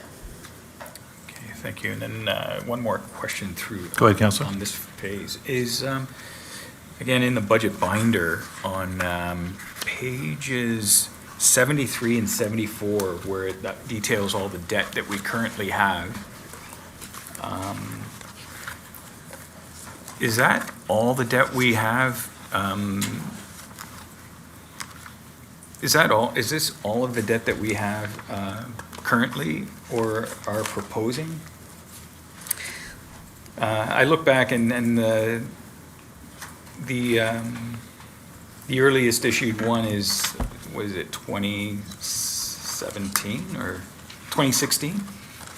Yeah. So there's no debt prior to that? No money owing prior to that? Right. Okay. So through you, Chair, to the counselor, this list was something that was asked for me by one of the counselors to have the list of the projects. So this includes everything that's currently outstanding as well as everything we're anticipating debenturing in 2024. So if this budget is approved, so you will still see in there also some items like the Jordan Arena chiller and some things like that we've put in there for debenture. And then I've assumed that would happen in 2024. And then everything that's earlier is all the outstanding debt currently, yes. Okay, thank you. Thank you, Councillor. Councillor Russell, please go ahead. Thank you, Mr. Chair. Through you to the presenters. Again, thank you very much for the presentation. I am encouraged to see the overall, the capital projects and the budget for this year and how it's, compared to previous years, it's more aligned to the economy that we're in now, strategically with what's happening around us. Again, I'm never going to be comfortable with that and where we're headed, but overall, again, I'm much more comfortable now in the position we're in with this year. So again, I want to give you guys kudos to that and to the staff for bringing this cohesively. I do have a question about slide 34, and it is about the reserves. If you want to just take a quick look at that. Again, it's not, I don't know why I'm getting duplication, but.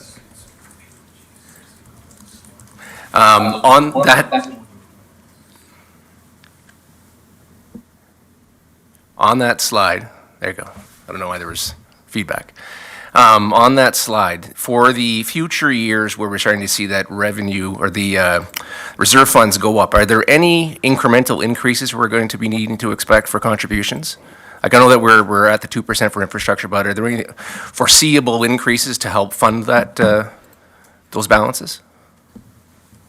Through you, Chair, to the counselor, yes, I have estimated increases going into the infrastructure reserve fund in the forecast in order to keep things at those balances. Thank you. And through you, Mr. Chair, do you have an approximate rate, or will that just be as we get into those future years, it'll come out year by year? I could get that for you. I don't have that for you right now, but I mean, I know there are a lot of municipalities that are, you know, even as much as 3% on the levy towards capital. I think, you know, my real encouragement is going to be to really continue to increase the contribution to the infrastructure reserve fund. So I have put in those kind of estimates to make sure that we can continue to maintain our infrastructure. Okay. If I could through you, Mr. Chair, maybe just to add a little bit there, we often, I think, are asked, is this, you know, a type of budget that we can support, or does this take into consideration taxpayer affordability? I think we had a number of conversations, should we be putting more money towards that infrastructure need? The answer would be yes, but we also look at what is acceptable, what can we bring forward, what is something council feels comfortable in terms of digesting. So 2% is where we felt comfortable. I would say I don't think you're going to see anything less than 2% moving forward. I think to Charlotte's point, some municipalities are looking at 3 and 4% dedicated over the next number of years to try to address that infrastructure gap. But I do think that's where we'll be. And if I could go back, I think, to a comment made by Councillor Mikulik. During the pandemic, this council collectively with your corporate leadership team made the case to keep taxes really low. We had one in the 1% range and one in the 2% range overall in terms of impact. We did that by relying on reserves. So we make decisions in the moment to try to address the challenges we all have. But I think that's an important piece. When reserves get lowered or when they get depleted or when they get used, they're often used for particular things. So while we had some obligatory reserves that we couldn't use there, we did rely on reserves in the past. And I think we've talked about interest rates were low. Maybe that was the time to take out debt. I think it's often difficult to look back and say we should have done something different, take out more debt early, use more reserves now. But again, these are snapshots in time. We're making the best decisions. And as I told you, this doesn't take into account estimates of the potential development that is on the horizon. Thank you, Mr. CEO. Thank you, presenters. Thank you. Thank you, Vice Chair Russell. Councillor Patriva, please go ahead. Thank you, Chair Reimer, through you. So to Charlotte and Mike, so slide 26. So the deferral of Durham and Lincoln Avenue are going to cost us approximately $900,000 more, correct? Through you, Chair, to the counselor. I mean, I think the Director of Public Works would have to answer whether the deferral of it is costing that money. I mean, construction prices are going up, right? Yeah, so yes, there is inflation. So, you know, I did talk about that earlier in the presentation, that there is always that trade-off. When we defer things and then, you know, we have those costs in the future, it's not always saving money. So it is, you know, it is always a decision that we're making, but at the same time, like we said, we're taking taxpayer affordability into consideration, so we're balancing those things. And, but yeah, I would say that is the cost of inflation on those two projects, yeah. Through you, Mr. Chair, if I could. I mean, I think when you look at it, Councillor, that's probably what jumps out at first. I think if I had a crystal ball, what I probably couldn't tell you, even if I had it, is the market was a lot hotter a year ago. At going out at that time, were our estimates appropriate, knowing just the volatility in the market versus what they are now in terms of being a little bit more stable? We think this is appropriate. If it's not needed, it won't be spent. We aren't, I think, publicizing this information and saying here all of a sudden we've approved more money. We believe we're going to try to get the best price possible for these projects. But in terms of where we think we need to add a little bit to the budget in terms of a few percentages. That's what we're looking to do here. But again, I can't tell you what the market would have done a year ago in the heat of it. No, I appreciate that because we, sat around the horseshoe and we said prices aren't going to go down. And this is just a simple fact that they aren't. And we thought interest rates were going down, and they didn't. So when staff provides us their sage information, and they're the subject experts, we need to listen. Through you, Mr. Chair, if I could, one more comment. One of those projects, Durham, I think we all know we're waiting for CN. That has been a challenging collaboration, for lack of a better word, with CN. It's less of a collaboration, more of an edict from CN to the municipality. And so we may have found ourselves on that project specifically, still waiting, even if council had said, move as fast as you can, because there is some coordination of works. Thank you, Councilor Patriva. Mayor Easton.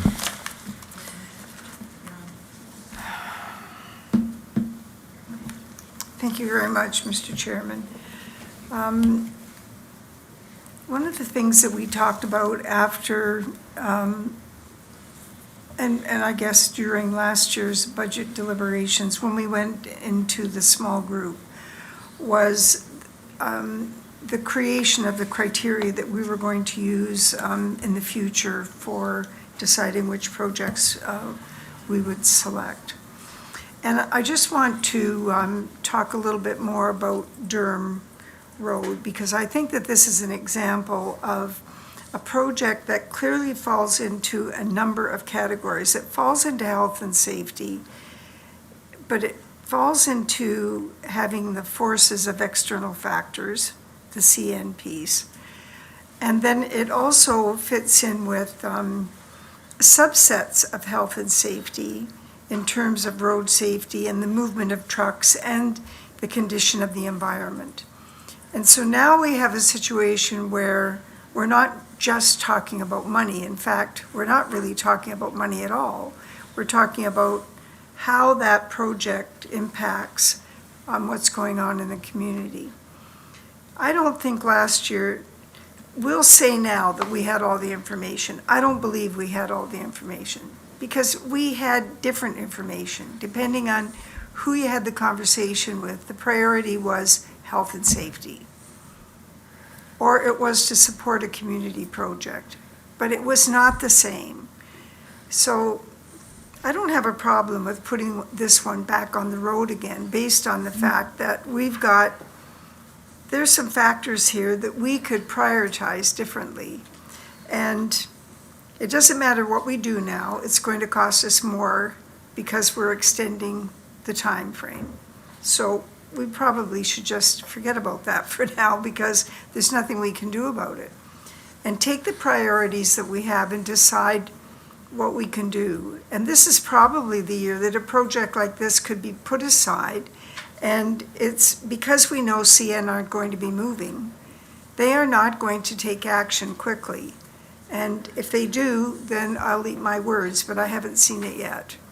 So if we can put this one aside, it's going to give us a bit of ease, or my preference would be to have staff bring us another project, because I don't want to see us getting behind. That was not the goal of putting a cap on our capital projects. That's not the goal. I don't accept that that is our goal. What it is, what we were moving toward was making a different set of decisions with different priorities. That's what I believe that we're trying to achieve here, and this is one of those projects that I think that we could well afford to deliberate a little further. Thanks very much, Mr. Chairman. Through you, Mr. Chair. So if I could, I think maybe try to summarize what I think, I heard the mayor say in terms of Durham. We know Durham is going to be delayed, and I know the mayor and I have had this conversation. We've had it with the chair and vice chair, both of budget as well as public works, in terms of Durham Road. We are really contingent, if we don't want to be digging things up twice, costing ourselves much more money and going through what people never want to see, residents, constituents, business owners, good money after bad in terms of being there twice.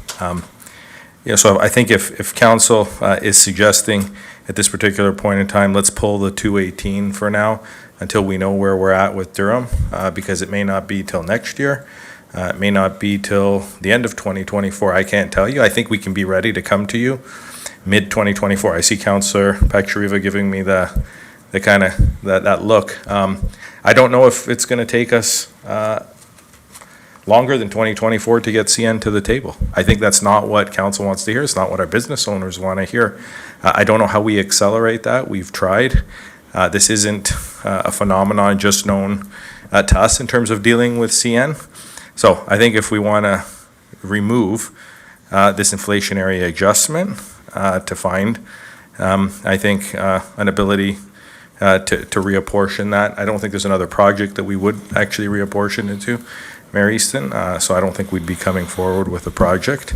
However, if council wants to see that parked for now, in terms of that 218,000, I think we can look to that in whatever direction or motion when we deal with capital that makes sense. But again, I think you're probably accurate in saying, I don't know how quickly we get CN to move. I could be surprised, and maybe I'm in front of you early in the spring, telling you they've moved, things are going quickly, and we need this again. But we're not there, and so if council wants to temporarily, I think, or permanently remove it until such time as it's needed, then absolutely, I think we're in your hands. Thank you, Mr. CEO. I have Councillor Russell and Councillor Miklik in the queue. It's not related to Durham Road, because we can deal with Durham Road again in our transportation portfolio. So if we have questions related specifically to the presentation, Councillor Russell? Go for it. Thank you, Mr. Chair. Again, it's a comment about philosophy. And again, I'm thinking of what Councillor Patry just said about the cost increasing on some of the projects. When we did decide, and it was staff that recommended that we do push those two into 2024, was that, again, if the money is not there, we need to be cognizant of that. And as it stands, Lincoln Avenue, I'm 47, we're going to be paying off Lincoln Avenue until I'm 72. 25 years that it's going to take for us to pay Lincoln Avenue off. And it's a decision that we have made, that it's something that we need to move forward on. We have a number of road projects on our 5-year, 10-year capital plan that we are not doing right now because it's not cost-effective for us, because we just don't have the financial capability to do it. But they will cost more money down the road than they do today. That doesn't mean that we should take out a lion's share of debt to pay for those today because we can get a better deal.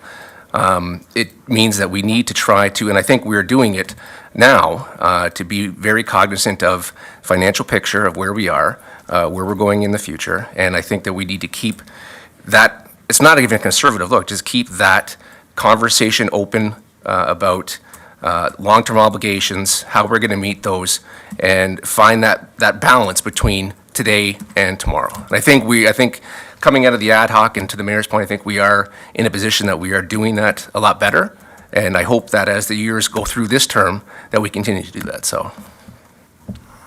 Through you, Mr. Chair, if I could, to the councillor's comments, I think I appreciate the comments. At the end of the day, I said to Councillor Mikulik's question, we are in a particular point in time right now.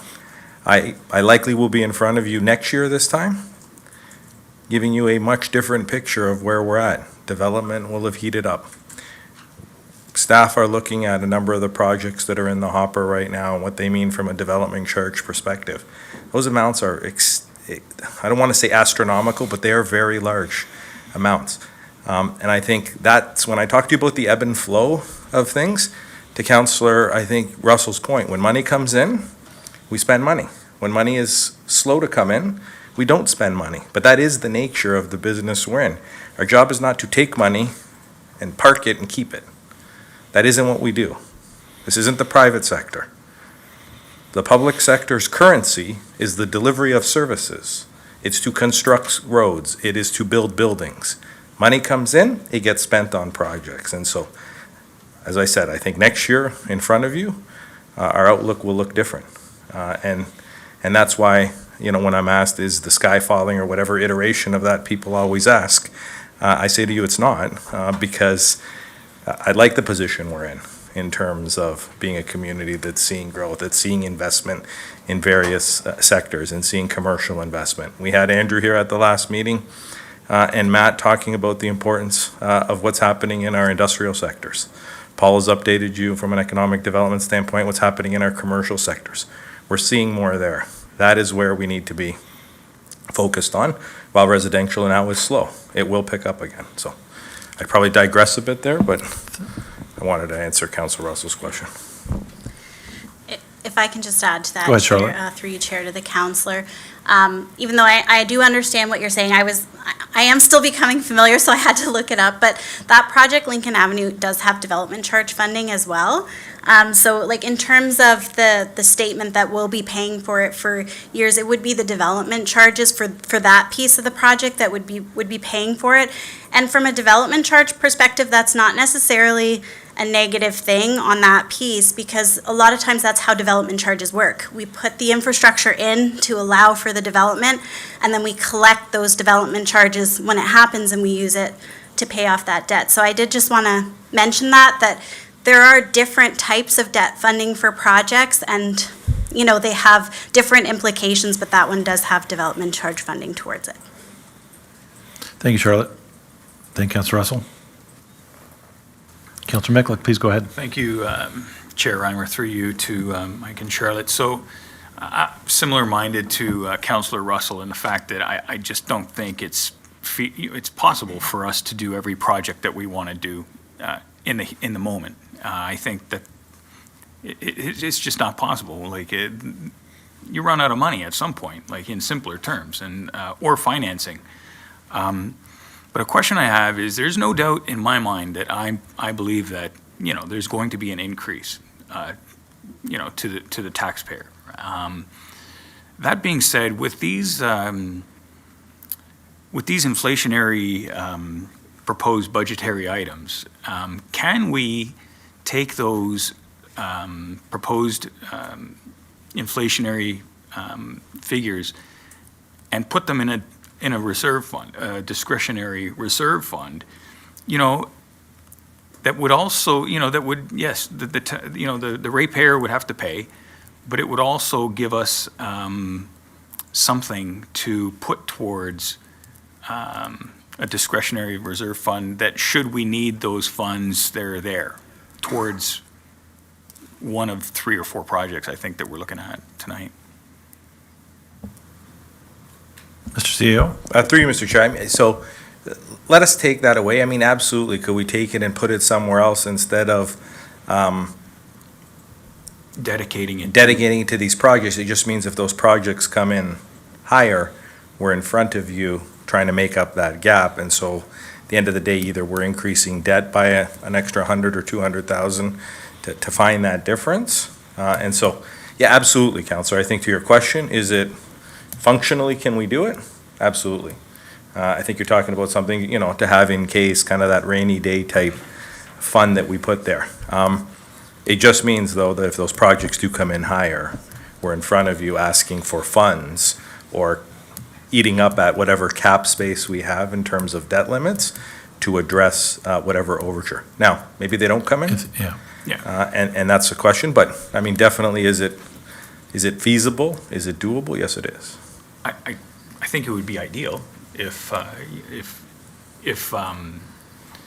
we had the money there and we didn't need it. That's a good day, I think, and we can use those funds towards anything else that we might be looking at, especially down the road. So that's just my 2 cents. Excuse the pun tonight. Thank you. You had something, Charlotte? Or not? Yes, through you, Chair, to the counselor. I would ask for a little bit of time to check that, because the only thing that we have to consider is the different funding sources. So for example, if it's development charge funded, I have to wait till those development charges are collected. I can't necessarily set them aside because I might not have it. So I would have to look at the funding sources. If there's a rate supported or a levy supported component of those projects, that we could, provide an additional increase to those rates or to the levy and then put that money away. Does that make sense? So it kind of depends on, DCs are a little bit more outside of our control. Rates and levy are in our control. So depending which projects you're looking at doing that for, I would have to just have time to look at the forecast, look at what the funding sources are, and figure out if that was something we could provide for. Thanks, Charlotte. Through Go you, ahead, Mr. Mike. Chair, I would just add, I mean, I want to try to address the councillor's concern of a rainy day, what happens if there's an issue type scenario. And I think we have monies. Those monies are sometimes locked in. There's a bunch of issues that, or not issues, I think there's a bunch of allocations that go against those monies. But I wouldn't want to leave council with the notion that if we ran into some sort of rainy day crisis of sorts, we would come to you with options. And a lot of those options would have, what is the cost of that option? What is the cost of breaking an investment to pull money out? Or where else could we go to money? Or the short-term things that we can do within the financial system to address those. So I just wanted to leave council with the fact that I think it's important to highlight there are things we can do if we find in that situation, but I do also understand Councillor Mikulic's sentiment where we can, do we have monies that we can, slowly start putting away. Thanks, Mike. Mayor Easton, and then we'll start going through the portfolios. Mayor Easton, Thank you very much. please go ahead. Thank you, Mr. Chairman. Through you, I would like to address the issue of rate stabilization fund. And this comes to mind because I can't remember the first time I talked about this, but I think it was when we approved Prudhome's and we knew that there was going to be very, very, very, very substantial DCs coming in from that project. And so being able to look at all the projects that were going to be attached to it and many other projects in the asset management plan really got us thinking that we needed to be able to see what this looked like. And we're getting to the point now where it's not really a time to demonstrate, I think, on a big chart what those future projections look like, because we're not going to be going out and pretending that it's Christmas. But there's money there, and it means that we have to be even more disciplined. We haven't even talked about the asset management plan, which really is quite surprising to me, because by 2025, we have to have this plan in place. And it means that we need to have done the evaluation on all of our assets, Mr. Chairman, in order to be able to project what monies we're going to need. So those DCs are going to come in once. They'll keep coming in as long as there's development, but they're not going to come in in the magnitude of what we're going to be seeing from Prudhome's. So I have a question about how we will proceed in terms of bringing that information forward. Because when we can say that there's a slowdown, recognizing that there's a slowdown, but this slowdown is not permanent. We better be prepared when the slowdown ends to be able to go forward and know exactly where we want to be. And we've done a lot of hard work this year. So my question really is, when do you plan to stop playing your cards so close to your chest in terms of what that looks like, so that we can start getting our ducks in a row as a council in terms of how we want that plan to roll out? Because we're talking, in this case, I'm talking about things that aren't even on the page yet.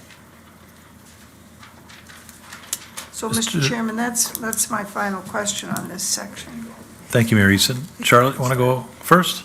Through you, Chair, to the Mayor, I'll start. I'm sure we both have a lot of thoughts. Tag but team. Yeah, I mean, I agree, Mayor Easton, that this is what the asset management plan is trying to do, and it is a time-consuming process, and really the last stage of the asset management plan is the financial plan and the financial component. So it's kind of designed like you do your core infrastructure, then you do your facilities and your other assets, and then at the end you kind of pull it all together. So we are still in progress on that, but that is supposed to be that catch-all plan that's really going to help inform what is the funding that's needed and how are we going to get that into place. So We're doing it, as quickly as we can. We're in progress on our facilities, and that one should be coming by July of 2024. And then I will be working on all the next pieces in the financial component after that. Through you, Mr. Chair, I think I would just add, there's a legislated and mandated element of having asset management plans. A lot of municipalities are playing catch-up. I think Lincoln's done a great job moving this forward and doing the necessary work. 2025 is the deadline to have that financial plan that's associated to that asset management plan. So we're going to be in front of you with a number of updates in 2024 and then again in 2025 in terms of what is that financial plan that really will be what informs future capital budgets moving forward. Mr. Chairman, I want to thank the staff very much for the quality of what they've presented to us and how well they've responded. But I really think that that's where our eyes need to be. It's knowing that that's coming. And if that means that we need to sharpen up our risk management skills and attitudes, then we need to do that, because this is not going to happen. When it happens, it's going to be quick, and we need to be ready.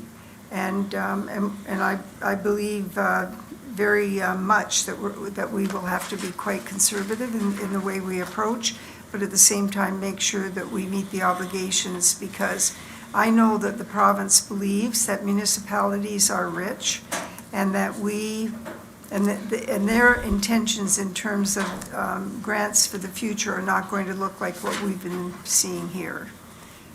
So the only hope that we have of being successful is through our own having our wits about us. And that's how I look at these budgets now. It's really a matter of having your wits about you and balancing that risk with what your realities are. Thank you very much. Thank you, Mayor Easton. You're good, Mr. CEO? I am. I was You've just got going to say something on your something. No, I was chest. just going to say something that through you, Get it Mr. Chair, off. that I Get it off, often say, Mike. in that incremental is not a bad word. And so incrementally tackling some of our challenges and not doing them all in one foul swoop is what I think council has said in various different ways, what I think the mayor has said, and it's something that we echo. And so some years, that incremental step is a little smaller than other years, but we are still always moving forward. So I appreciate the ability to share that, Council. You're welcome, Mr. CEO. Before we move on, sometimes we wait too long for a short break, so we're going to go have a short break and be back at 8:10. Back at 8:10.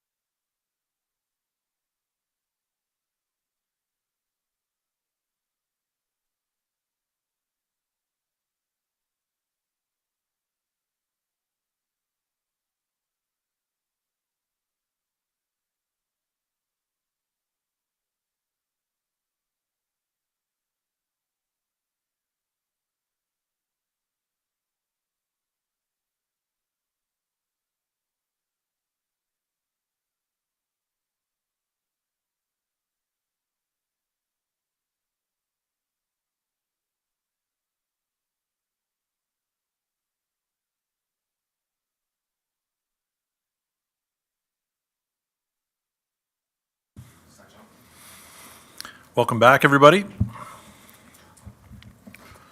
We will continue on with the Budget 2024 capital presentation, and we're going to move on to the portfolio of corporate infrastructure first. So if you have a question about a particular project that's in there, please put yourself in the queue. And we'll continue on through the rest of the portfolios I mentioned earlier.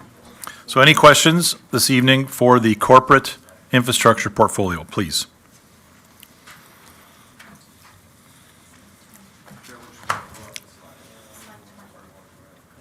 Slide 20. Councillor Miklick, please go ahead. Thank you very much. With regards to the street sweeper, so 1999, yes, it does look like it's an old piece of equipment, looking at it. And again, like, I'm going to mainly look at, like, this is it's a significantly financed piece of equipment that I don't think is an appreciating asset at all. So when looking at that, how often are both street sweepers, because we purchased a street sweeper a few years ago, if I'm not mistaken. How often are both street sweepers in use, and how critical is it that they both be functioning all the time? That's to Director Graham. Councillor Miklick? Yes, thank you, sorry. Go ahead, Mr. Graham. Through you, Mr. Chair, to the councillor, thanks for the question. Maybe just a couple comments. So this street sweeper, we would categorize it as our primary street sweeper. So this street sweeper, maybe lack of a better word, is a lot more robust than our other street sweepers. So we do have two. This one has more capability in terms of it has a hydrovac attachment, a hydrovac option, so we can suck out soil and suck out different things with the vacuum system.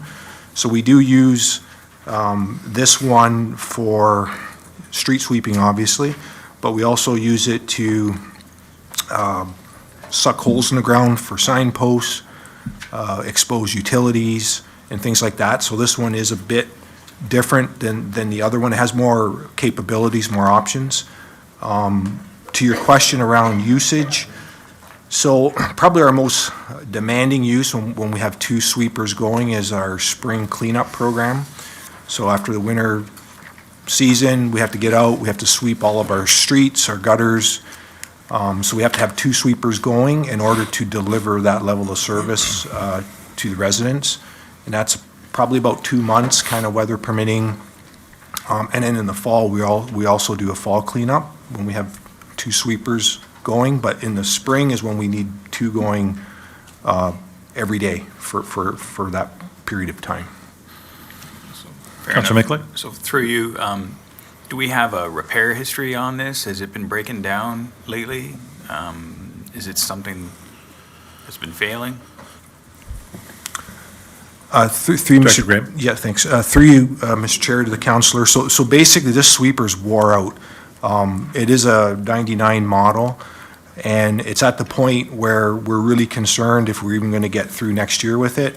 One of the issues that we've been contending with, so it has a vacuum system to suck up stuff off the street. A lot of it's grit. It almost acts like a sandblaster in the containment system. So that's been wearing very thin. We've had to patch it up over the last few years. It's rotting out in that regard. So, Okay. yeah, it's right at the end of its life. Okay, thank you. Thank you, Councillor Miklick.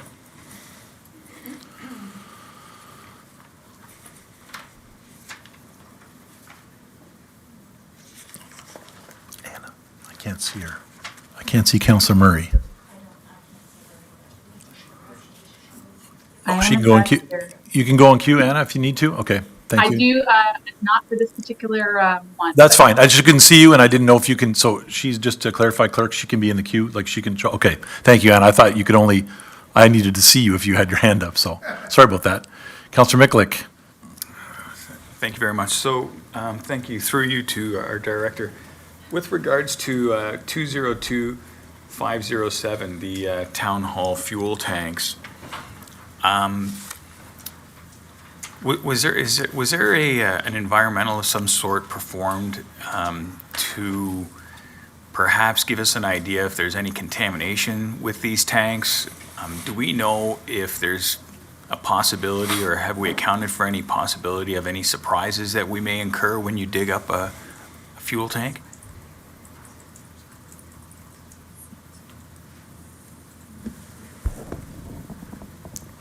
Mr. CEO or Director Graham? Through Mr. Chair. Go ahead, Mr. Graham. To the councillor. No, there hasn't been any, in-depth environmental assessment or environmental studies done. Really, the risk we have and the issue we're dealing with is the age of the underground tanks. So they're at the age where they're identified as a very high risk from our insurance company in terms of insuring them. So as far as we're aware, there's no concerns with leakage at all. At this point in time, it's really the risk of how old they are. Okay, perfect. I just asked that question being from that industry and knowing that whenever you dig up a tank, you just don't know what you're in for, and surprises like of that nature can get quite expensive, and to make sure we have a contingency should there be an ugly, stinky surprise, so thank you. Through you, Mr. Chair, if I could just add to Director Graham's CO, go comments. ahead. The new fuel tanks are going to be above ground. And I think Director Graham talked to you a little bit about the insurance implications. Our insurance provider has been very clear that we won't be able to get insurance if we don't make this replacement. So that's how this rose to that kind of legislated health and safety priority. Thank you, Mr. CEO. Mayor Easton, please go ahead. Please go ahead. Thank you very much, Mr. Chairman. The disposal cost, I'm assuming there's a disposal cost. Is that included in the 240,000? Through Mr. Chair to Madam Mayor, yes, it is. So the 240,000, approximately 200,000 is for the removal and remediation of the location and disposal of the old tanks. And then 35 to 40,000 is what the new above-ground tanks will cost. Thank you, Director Graham. Mayor Easton? Thank you for that. I think that's a pretty interesting ratio. Thanks very much. Thank you, Mayor Easton. We'll move on to the second area in the capital portfolio, and these projects related to environment and safety infrastructure. Once again, same process. Do members have any questions? Councilor Russell, please go ahead. Thank you, Mr. Chair. Two questions on two projects. I'm not sure if the chief is on. Okay. So either through the chief or to CAO and Charlotte. The first one is the Fire Emergency Equipment Project 202228. Just wondering if you can give some insight into, with the shared agreement, is there buying power included in this, that we in Grimsby are buying, again, similar equipment at the same time and utilizing that purchasing power? Any insights or comments on that? Go ahead, Chief Hudson. Yes, through you, Mr. Chair. Yes, we have been doing that for a number of years. That was one of the things that made this shared service pilot so attractive, is because we have been doing things together for so many years. Probably the lion's share of that budget ask is for bunker gear. Excuse me. And we have been purchasing identical bunker gear through a cooperative purchasing program in the region for a number of years. I'm going to say 10 plus years. And it does net us a substantial savings. In addition to that, we also have some other pieces of equipment, some hose and things like that, again, we leverage the additional buying power by going in together with our neighbors to the west there. Okay. Thank you, Chief, and thank you, Mr. Chair, for that question. Next question, also fire-related, and I asked this to CEO and to Charlotte earlier about the command vehicle. As this is for the chief, and our chief is shared between the two municipalities. Excuse me, Councilor, just for clarification, which number? Oh, sorry. Just to know which number we're looking at. 202179 fire truck replace command vehicle. And this was one that we moved from last year. And I'm not trying to move it again, Chief. I'm just wondering, as you are shared between ourselves and Grimsby, is it possible to cost share down the middle on this budgetary ask. Through you, Mr. Chair. So we investigated this option. The issue with that is municipalities are generally reluctant to spend capital money on capital assets that they don't ultimately own. So we do something similar with the emergency management vehicle we share between Grimsby and Lincoln, where we charge back a portion of the amortization and the operating costs to Grimsby. However, in this particular case, should the shared service go through beyond the pilot project, the shared service agreement actually has a formula by which we evaluate the capital value of capital assets for both municipalities, and there is an equalization mechanism there to make sure one municipality isn't disadvantaged over the other. So, long story short, Grimsby would ultimately be paying a share of it indirectly, but they wouldn't be cutting a check for half the vehicle cost up front, basically, is what we're trying to say. Okay. Thank you, Chief. Thank you, Mr. Chair. And hopefully maybe just we'll keep you more in town than in Grimsby for the next little while. Thank you. Thank you, Councillor Russell. Councillor Murray, please go ahead. Thank you very much, Chair. This is actually just a comment more so than a question. Last year was my first budget process, and I brought up the topic of the weighing barrels and trees at that one, so I feel like I started a tradition. I need to talk about it again. I wanted to just let you know how much I appreciated the fact that the program was brought back as a partial subsidy as opposed to just a free giveaway, because I think there's a lot of value in people being invested in what they're getting. So I really appreciate that adaptation to this program. And I'm just, maybe there is a question, because I would like to know, last year's proposal for $30,000 was 500 trees and 324 barrels. Are we anticipating that this $30,000 is going to be able to provide more than that? And do we have an idea of how much subsidy we're looking at? Through to Director McKay or Director Graham. Thank you, through your chair, to the councillor. What we're looking at for the $30,000, and we're still figuring that out, because we have committed to look at sponsorships to offset the cost to the tax levy for this program. What we're estimating right now is somewhere around 450 trees and 250 to 300 rain barrels, to give you an idea. Thank you. That's interesting, because that's quite a bit less than what we were budgeting last year for the same dollar value. Has the cost, is that because we're subsidizing? No, I was assuming it's the other way around, that we'd be able to give away more trees, because rather than giving them away, we're subsidizing. Director Graham? Yes, that's correct. So if I could, through you, Mr. Chair, maybe Monsieur. to address so part of it is cost. I know I've reached out to VRIC and I've tried to look at, and one of the things that we're going to be coming to council to update you on, you'll recall, council gave us direction to look at updating all of our tree policies and our tree program. We have started meeting with some community members. Councillor Brunet, as the mover of that motion, has also been involved with that. He's not here this evening to speak to it. And one of the things we're looking at, and we have been working on with VRIC, is updating the type of trees that we're planting and the caliper of trees. So historically, they're small saplings that we give away, really small things. We've looked at how do we give away trees, but trees that have an ability, I think, to have a life cycle that probably survives some of the inclement weather, especially getting started. And so they are going to be larger trees, and the costs in the last year and a half since we were out looking at them have increased, Councillor. But we can definitely get you some more information. I know I've got a lot of it from VRIC and Verna Fleming, Liz Banian, and Jane, who are working with us as a core group of this small subcommittee. But it will be a lot larger trees, and it will be, they have increased in cost. Councillor? Thank you very much. Thank you. That's all, Chair. Thank you. Thank you, Councillor Murray. Councillor Miklik, please go ahead.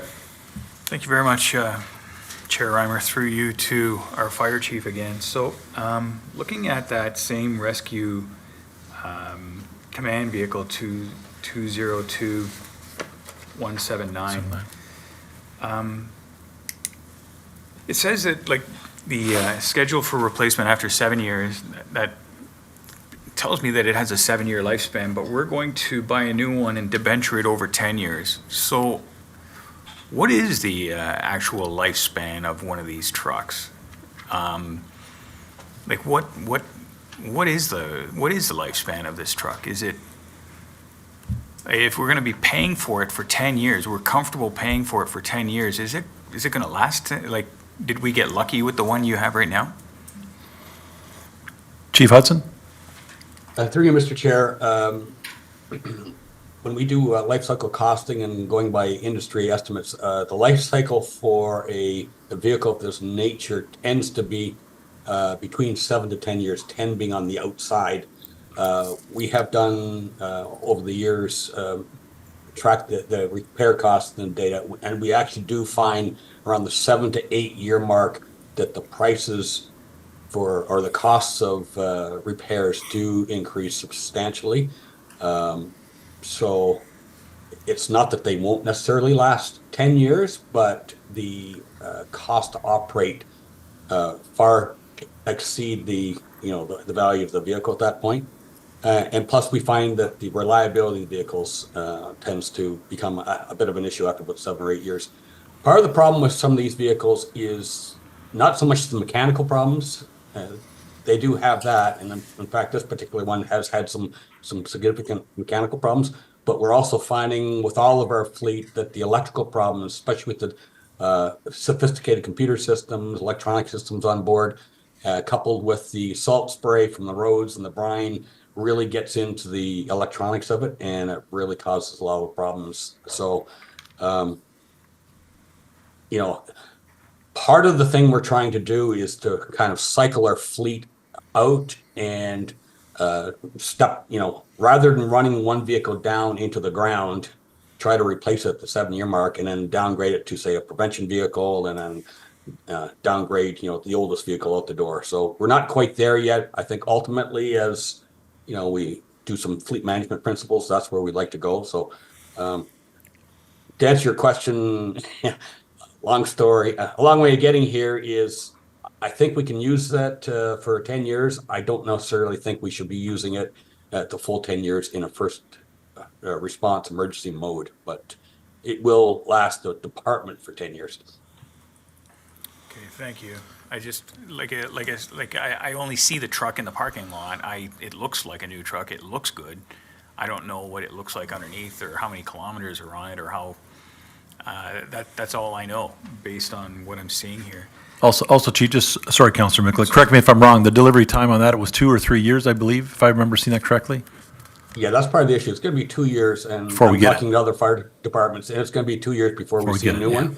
So, like a lot of the fleet for fire department, it gets to a bit of a critical point where we're kind of keeping our fingers crossed that these are going to last until the replacements come, and that's really no way to run an emergency service. It's like keeping your fingers crossed. So that gets us to our 9 or 10 years anyways.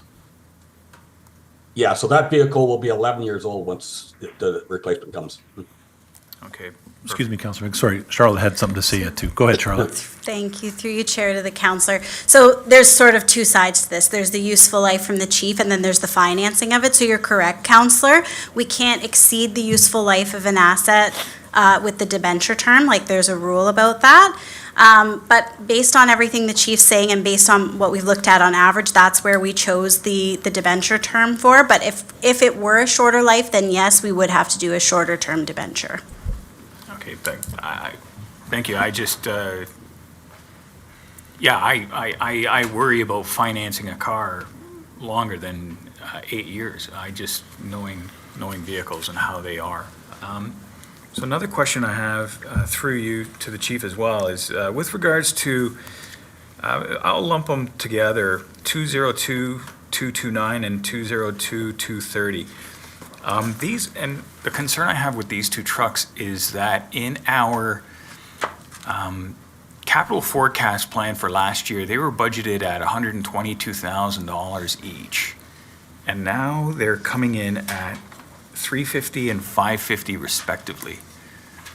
I'm not sure if they would have gone up that much in price. And I'm a little bit concerned about our 10-year capital forecasting when we have a variance of that degree.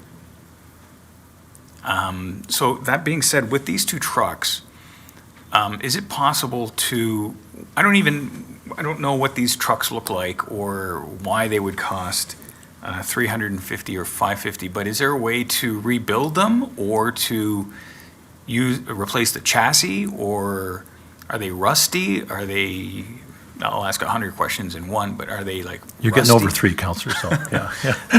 High mileage? Are they driven daily? Like what are these trucks? Go ahead, Chief Hudson, I think you got the picture.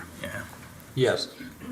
So to your point, Counselor, through you, Mr. Chair, I think we sent some information this afternoon. The price on fire apparatus over the last few years has just gone up on unprecedented levels. And, even the capital forecast, when it was done even 5 years ago, the price of fire trucks were not anywhere near what they were before. And I gave the example, the last pumper truck we bought in Jordan just 3 years ago was $750,000, and the identical truck 3 years later is more than double that. So just to give you an indication what the price of trucks is. It's a North American wide issue that we're all dealing with. In terms of these particular vehicles, the original life cycle for these lighter duty vehicles was originally 10 years. At the 10-year mark, we did rebuild them, put new bodies on them. So the chassis are 20 plus years old, Ford chassis. They are getting a little long in the tooth. We're starting to see some mechanical issues and reliability issues. To give you an example, we replaced the one that is Project 202229, the Squad FS12 is $350,000. We replaced a very similar sister for the Beamsville Fire Station. Actually, this year we're still waiting on delivery of the new one, and it was over $250,000. But that was without, we had to remove the pump and the water tank on it to get it within the price range. And this particular vehicle, we just, due to the risks involved in the Camden area and the need to have some ability to fight wildland fires, grass fires, and things like that. When I think back to the summer, all the wildland fires across Canada, we really need that capability. And quite simply, that's what they cost. The other truck is a little bit more. And as I said in the description, it's the use of it is actually shifting a little bit to meet changing service demands in the Jordan area. And so, yes, it is a little bit more. Certainly, if the trucks don't cost that, we won't spend it all. We have had success in the past, through cooperative purchasing, through buying stock units, things of that nature, realizing some pretty significant savings, and we'll certainly attempt to do that again this year. But we also want to be responsible and bring back a fairly reasonable budget that, we're not underselling. But we'll do everything we can to keep that price as low as we possibly can.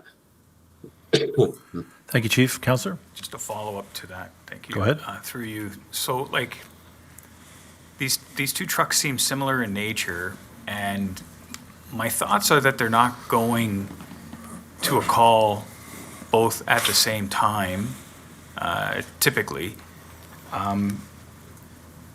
And given the fact that their debt, like the estimated annual total interest on one is $112,000 and the other is $72,000 or so, would it be possible to get one for now and maybe another one a year from now? And should there be something happening in Vineland or some in Camden or Jordan, just relying on that special truck to say cover each other the same way we have equipment that covers other municipalities? Chief, go ahead. Well, I would disagree. They do sometimes go to the same call. These are our frontline trucks to go to medical calls and things like that. So they are used quite a bit. So by replacing one and not the other, that actually puts one station at a disadvantage. And I don't know that I can keep another one on the road for, another year. And part of it too is, when we respond to any kind of a call, whether it's a fire or a motor vehicle accident, whatever the case may be, we have to have sufficient numbers of firefighters to get there. And if we're taking a truck off the road, or if there's a truck unavailable or out of service for repairs or whatever the case may be, then either we don't have enough firefighters going to the scene, which is a safety issue, or we have to call another station, which gets prohibitively expensive. And so I would recommend against doing that. They are, as I said, they're over 20 years old now. To defer them longer would actually pose issues with service delivery. Thank you, Chief. Counselor? Yeah, that's all for now. Mayor Easton, please go ahead. Thank you very much, Mr. Chairman. My question is to Chief Hudson. Chief, when you talk about life cycle calculations, when these vehicles are on the scene and they're running constantly, how do you calculate lifetime?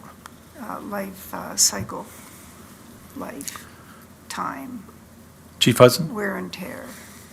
Well, actually, for any of our fire apparatus, all have hour meters in them. A speedometer, or I should say, an odometer in a fire vehicle is almost meaningless. Yeah. They spend much more time at the scene, either pumping water, or they're on because they have to have the lights on, or you're supplying power, the case may be. So when we're talking life cycle in terms of when to replace the vehicles, we go by years of service, and we find, similar to what Public Works does, we have a curve where we look at the capital costs, diminishing capital costs, and then we look at the total cost of repairs, and then where those two kind of meet, and the total cost of the life of the vehicle exceeds the value of the truck, that becomes a sweet spot at which we replace the vehicle.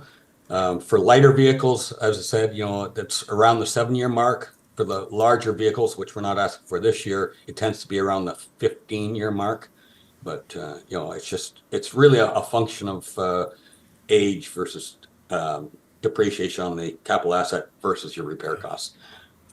Okay, so we hear the same story every year, Mr. Chairman. Go ahead, Mayor. And so now I have a question of the CAO, and that question is there an upset limit that you anticipate on spending on fleet overall? Because it's pretty clear to me, and I'm sure it's clear to everybody else, that this is an exercise that has some science and some art, to use your words, and but it does require expertise to be able to measure impact when you put all those things together. So my question is, why do we continue having this discussion about the details on fleet when the expert is there writing the report? He has all the capability that we don't have, but what we do have is an ability to determine how much money we want to spend when it comes right down to it. So, Mr. Chairman, I'm asking this question now, as I ask it every year, because we continue to have this conversation, and it does not lend itself to council making a better informed decision. There's only so much money available. What I want to know is about how much should we be looking at each year, and as long as the chief uses the same criteria to make his decisions, that's the criteria he's going to be using, and we are not the experts, and nothing's going to change that. Mr. CEO? Through you, Mr. Chair. So why don't I start? And I think, so Charlotte and I were just chatting about what's the ideal state and what's the current state. And I think the ideal state often is looking at what you're describing, Mayor Easton, having enough money in certain capital reserves so that every year there's an amount we're spending in there. I would say what we're doing right now is very much reacting to need. And I think that's an ideal place to be in right now. I think you wouldn't want me having a base number of, or a base budget for fleet and just purchasing fleet if we hadn't exhausted every other option. So often we're coming to you, the same deliberations and questions you're asking right now, we're asking of ourselves. I think Councillor Reimer joked we're all still smiling and still friendly to one another. I can tell you there were long, protracted debates on each of these projects. And I share that only, I think, to answer your question in that each project that we're bringing forward is based on need, is based on what is required. And so while we may want to get, I think, to a state where we would have a consistent number that we're purchasing fleet, I think in terms of where we're at now, the approach that we're taking is an approach that's best. We're basing it on what's required, what we've done to exhaust all other options, what we've done in terms of rebuilding chassis and all the things that the chief took you through. I think Director Graham and McKay could tell you similar things about how we're repurposing tools, how we're repurposing things we need. So we're not there yet, and I know some municipalities do take that approach. Your comment, I think, about the expertise around the table, I appreciate council's questions when it comes to, I think, why we spend money. That is your job to ask us questions, but I would say the same questions you're asking, we've asked even more detailed. We've gone through that level of rigor. I say that to you every year. I don't always know if you believe me, but I'll say it again. The level of rigor you're asking, we are 10 times more than that with one another in terms of is it required. We understand the challenges. If I didn't have to bring you budgets with tax increases, I wouldn't. Believe me, this isn't the best part of my year. In terms of being in front of council, debating, and sharing the fact that there's things that we need to purchase. Again, I go down to the core responsibility we have. I go down to some of the legislated, mandated, and health and safety obligations we have, and that is how we've done the assessment in terms of what we've put in front of you. So maybe a future state to get to, Your Worship. I think that's maybe it's a future state to get to in terms of your description. Well, I'm sure, I certainly will be happy when that day arrives because it's not how I want to spend my time. However, Mr. Chairman, I do want to talk about 202421, Targeted I&I Removal Program, because this is a program that is an essential underpinning to a lot of work that we have been doing in the Jordan area and also in and is coming up for Ontario Street. So it's $405,000. And I just wanted to encourage a discussion just in terms of the, what this is going to look like. I'm bringing it up because in some municipalities, it's not being done at all. And we had quite a discussion at the region about it and whether or not they were going to continue to fund their share.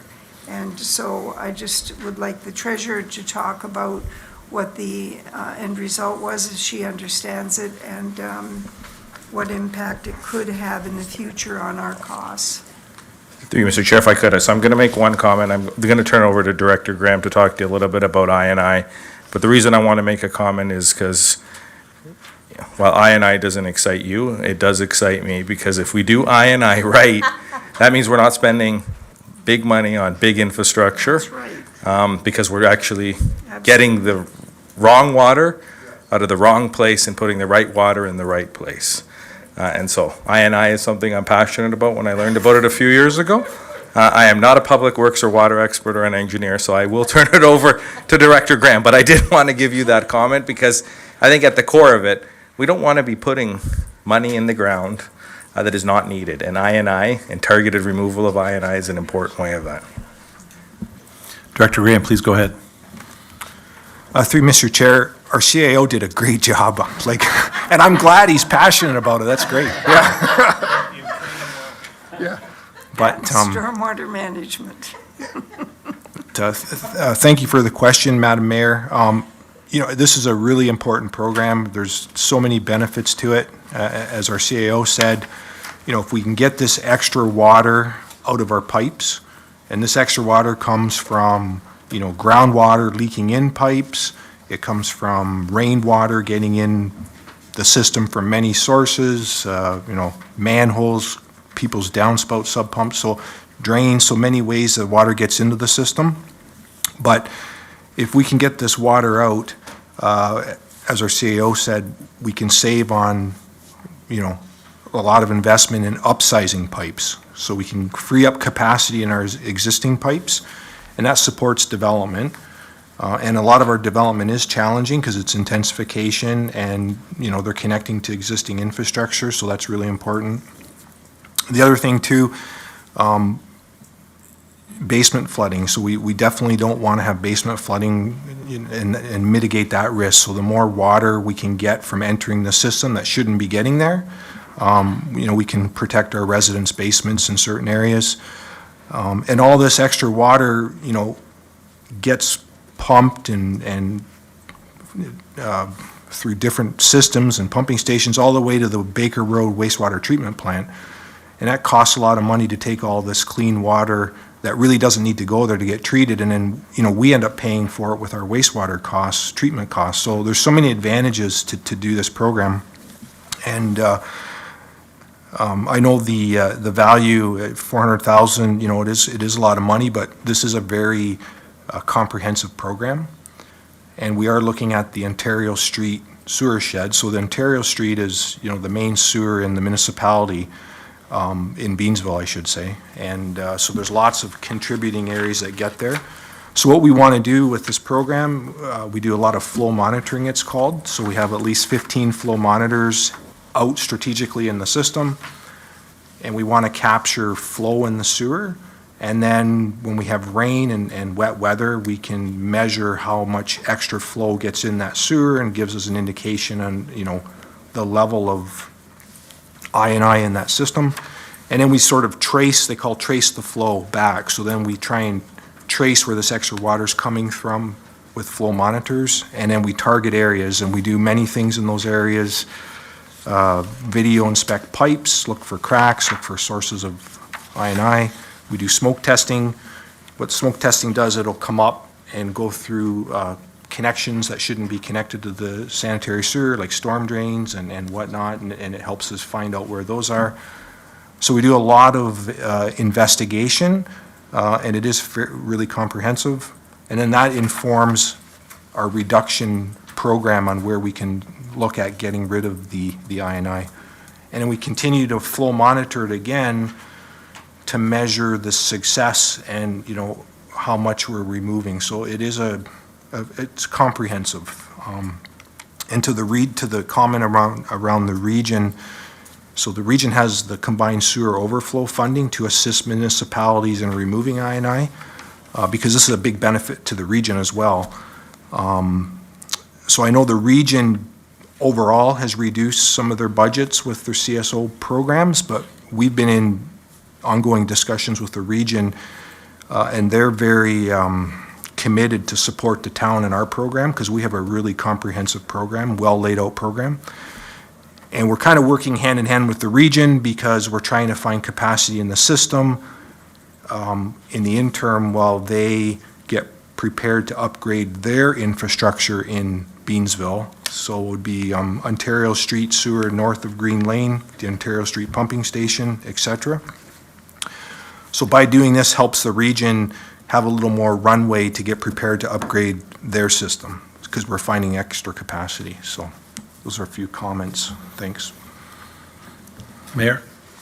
I appreciate that comment very much, and I agree. I believe this is a very, very important project, and it is worth spending the time to help the community understand its value as well, in as far as the long-term health of our community overall. Thank you. Thanks, Mr. Chairman. Thank you, Mayor Easton. Councilor Russell, please go ahead. Thank you, Mr. Chair. Real quick hitter, back to the chief or to Charlotte. On the command vehicle, I'm just looking at that 96,000, and I don't want to shock anybody with this question, but is that enough? Like, I don't know, like anybody's looked at SUVs recently. I don't know if you're planning on buying a tripped out minivan or a Kia, but 96,000 is not a whole lot for a command vehicle. Is that enough? Chief Hudson, I bet you didn't think you were going to get asked that question tonight. He's in a little shock, so just give him a minute. But when you're ready, Chief, go ahead. Well, thank you, through you, Mr. Chair. As a matter of fact, no, we have had significant luck through the police purchasing cooperative group in Ontario that has realized substantial savings. So we should be able to get something through that program for within that amount of money. All right, nice. Thank you. Thanks. Might get one myself if I can. Thank you, Councilor Russell. Councilor Mikulik, please go ahead. Thank you very much, Chair Reimer. I appreciate the mayor's comments on asking questions and us asking questions. However, the questions I'm asking with respect to the vehicles and the equipment that we were talking about, they probably add up to $1.4 million. And I feel like not all the information is there. I remember once upon a time, there used to be pictures of the trucks, there used to be pictures of the rust, pictures or more detailed information. And that's not here. It's just, they're old, we need to replace them. But if I'm not asking questions, I feel like that's why I'm here, is to ask questions and seek clarification. And that's why I ask the questions I ask, whether or not we need them or not. That's not, that's for, we approve the funding. But at the same time, it's our council that's approving the funding. And I just need to make sure that, and especially when it's straight debt, that's a question I feel I'm always going to ask. So those are my comments with respect to that.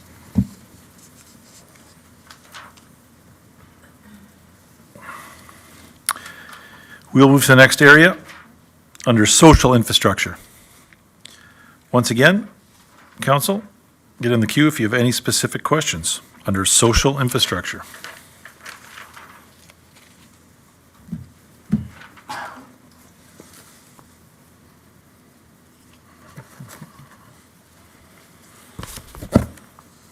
Moving along, we will move to the area under transportation infrastructure. Council have questions or comments?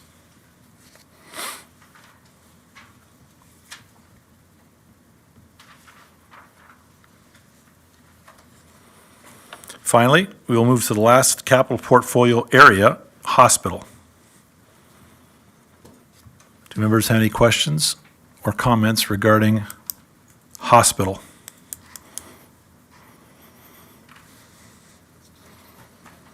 Wonder if anybody was around to sign the beam last week. Did anybody get there? Councilor Brunet, I think, got there too. See, okay, good. I had a granddaughter born there last week, so. Oh, sorry, it's letting up. I didn't see that. I'm providing commentary here, and there's a Christmas tree. My bad. I was trying to pull a Councilor Patcheriva, and I wasn't doing a very good job, so I will go on to Councilor Patcheriva. Thank you, Mr. Chairman, and through you. And you know what? And I've answered the question, and because of Charlotte's presentation this evening is, when I was going through this, why are we funding it all this year? But it's because of the potential costs that we have coming down, especially in 2027, was it, or 2026? So I've answered, and that's why, right? That's why we're doing it all now, because we've got future obligations to look after. So I was going to say, could we do it, over 10 years, but that's the rationale, correct? Charlotte, please go ahead. Through you, Chair, to the councillor for the hospital? Yeah. Yeah, so if we had funds available to kind of internally finance it and then do it over time, yes, we could do that. But we do have a lot of capital programs on the go right now. So I just think given all of those factors, it's not really something that we could do on this particular project. And we have to, the way it's set up is that we would give it to them up front because they're paying for the construction now. So that's the reason we've structured it that way. Yeah, most prudent approach given our future obligations, correct? Through you, Mr. Chair. Absolutely, Councillor. And we looked at those potential options, and I can tell you that the other two municipalities are taking a similar approach to us. Our arrangement with IO, the funding that actually the hospital requires is contingent on them receiving it up front.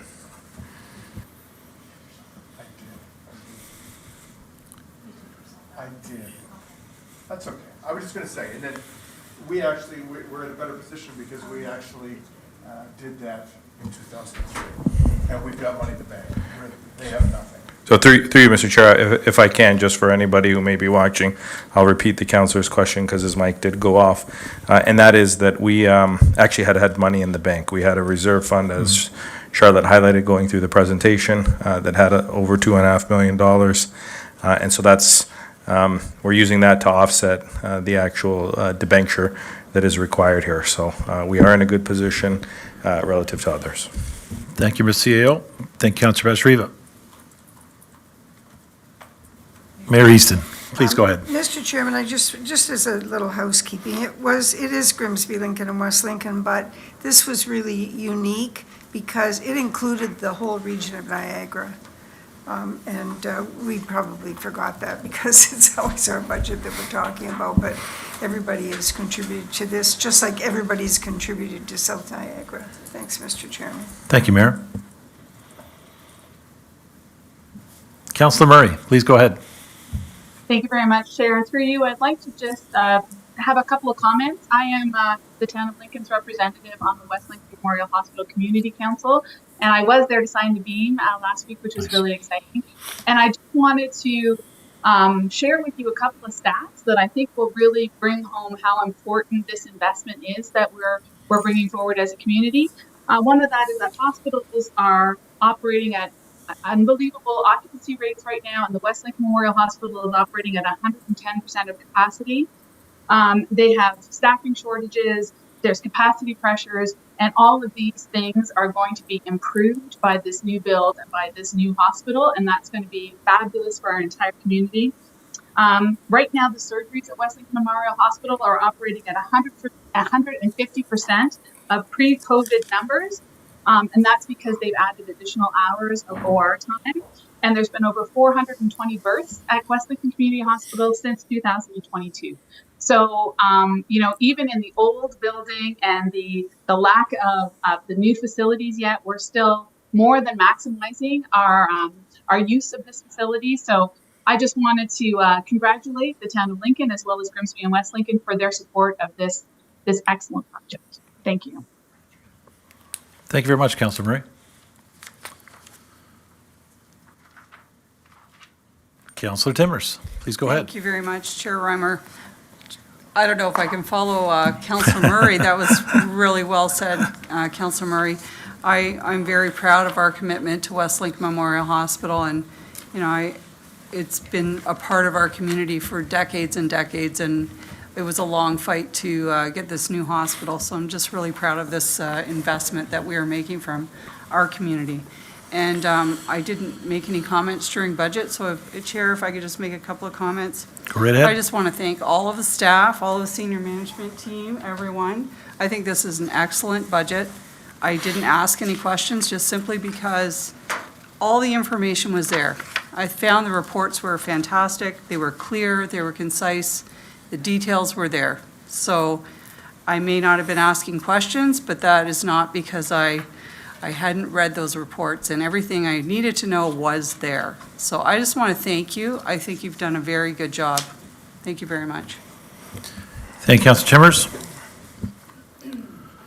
There being no further discussion, I have a motion moved by Vice Chair Russell. And Madam Clerk, I'm going to go ahead and read it. Yep. Receive and file for information, report FN-15-23 and presentation regarding the 2024 capital budget, and that committee supports the previously committed grant funding in the amount of $8 million toward construction of the West Lincoln Memorial Hospital as it considers the local hospital project to be in the interest of the municipalities, and that committee acknowledge Section 106 of the Municipal Act 2001, which prohibits financial assistance to commercial enterprises, and the funds will be used only for non-commercial capital components of the local hospital project. And that committee acknowledged that the treasurer has updated the calculation of the town's annual repayment limit ensuring the town is within the provincial limit, and the committee endorse all capital projects approved for debenture, as they will have a useful economic life that is at least equal to the term of the debentures, and the committee recommends to council to approve the 2024 capital budget, including debt funding as outlined in Appendix B of the report. I'll now ask the clerk to call the vote. And the vote is now open. Question, Madam Clerk? Pardon? I have a question to the motion. Okay, so I'm going to cancel that All right. right now. Gotta get it quicker, Mike. Go ahead, Councillor Miklick. Thank you. Through you to CAO and Charlotte. With respect to the final part of that motion, to approve the capital budget, including debt funding as outlined, we talked earlier about possibly changing that around a little bit with respect to the debt financing or of the various projects. Where does that fall in this motion? How does that, my thoughts are that you'll be coming back to us with what that would look like.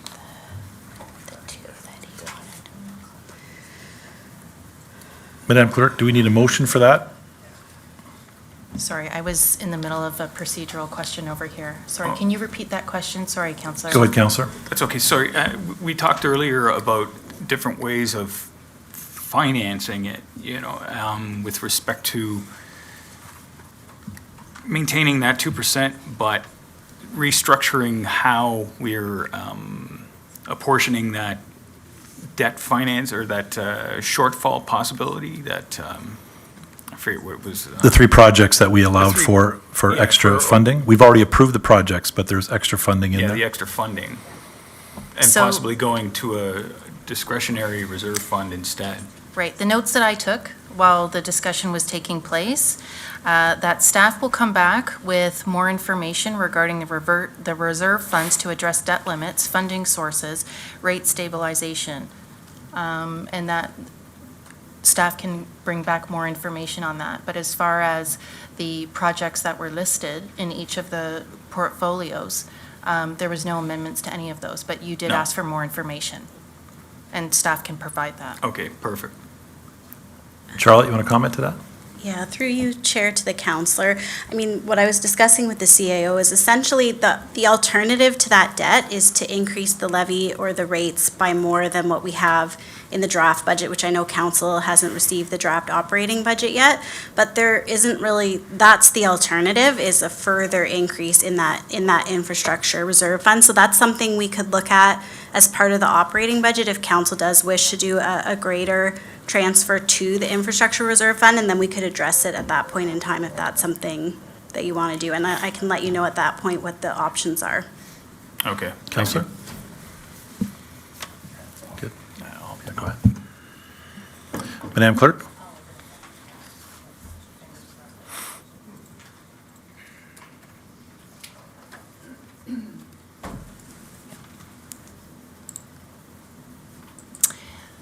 Thanks, Chair. So the vote is now open.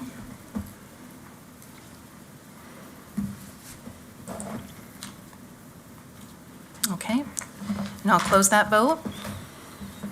And that carries. Thank you. Number 8 on our agenda tonight, confidential items. We have no confidential items. Number 9 is committee remarks. Anybody have remarks? Councillor Pachariva. Thank you, Mr. Chairman. Through you, just a small ask, and I said I would ask it because it's come up. Our crossing guards. So one of the issues that they've experienced is near misses, be it at King and William Street, Mountain Street, I know, and John Street, and I know that the one crossing guard has purchased his own camera, like a body camera. Could we just get a ballpark price on what those would cost to outfit our crossing guards, and because this would go a long way to helping them catch the offenders, the scofflaws. They would actually have a video of it, which we could turn over to police. They would have license plates and then be able to go after them, much like the red light cameras. So just I don't know what it is, but I mean, if the one guard, did it on his own volition, I think that's something that maybe we should look at to keep them safe, so. Mr. CAO, you're ready for comments. Through you, Chair, to the counselor, I mean, I see Director Bruder, who has oversight of our crossing guards nodding. So definitely something we can look in, report back to council on that. But I would suggest to you, I think we can also explore what are some other protective options. Whatever, yeah. Aside from the camera or the body cam and all the potential issues that also Yeah. with that may result. I'm not sure that keeps people safer. I think it's good in terms of a reporting mechanism, but I think if there's something we can do, I see Director Bruder making notes already, so I suspect we'll be chatting about it. Thank you very much. Thank you, Councilor Patriva. Number 10 is adjournment. There being no further business. Through you, Mr. Chair. I- Mr. CAO, you weren't on the queue. Nothing stands before you before you and leaving So but me. close yet so far. Well, I'm going to keep it incredibly brief, and I know we're not done the budget process. I do want to thank council, for your cooperation, I think, for asking the questions, for doing your homework, for reading. We took a lot of questions since we gave you the budget binder and this capital budget over the last 2 weeks, and I think that helped us get to a point this evening where we could ask some questions and we could be better prepared. So I just want to thank council. I do want to thank our finance staff, Kayla and Charlotte. Ton of work getting us to where we are, and a ton of more work to go, and of course the corporate leadership team that I am so lucky to work alongside. So thank you. And of Thanks. course the chair and vice chair have been helpful this year. Just this year. Just checking. Thought it's been 2 years, hasn't it, VC? Anyways, thank you very much for those comments, Mr. CAO, and this meeting is adjourned at 9:10. Thank you very much. Good evening.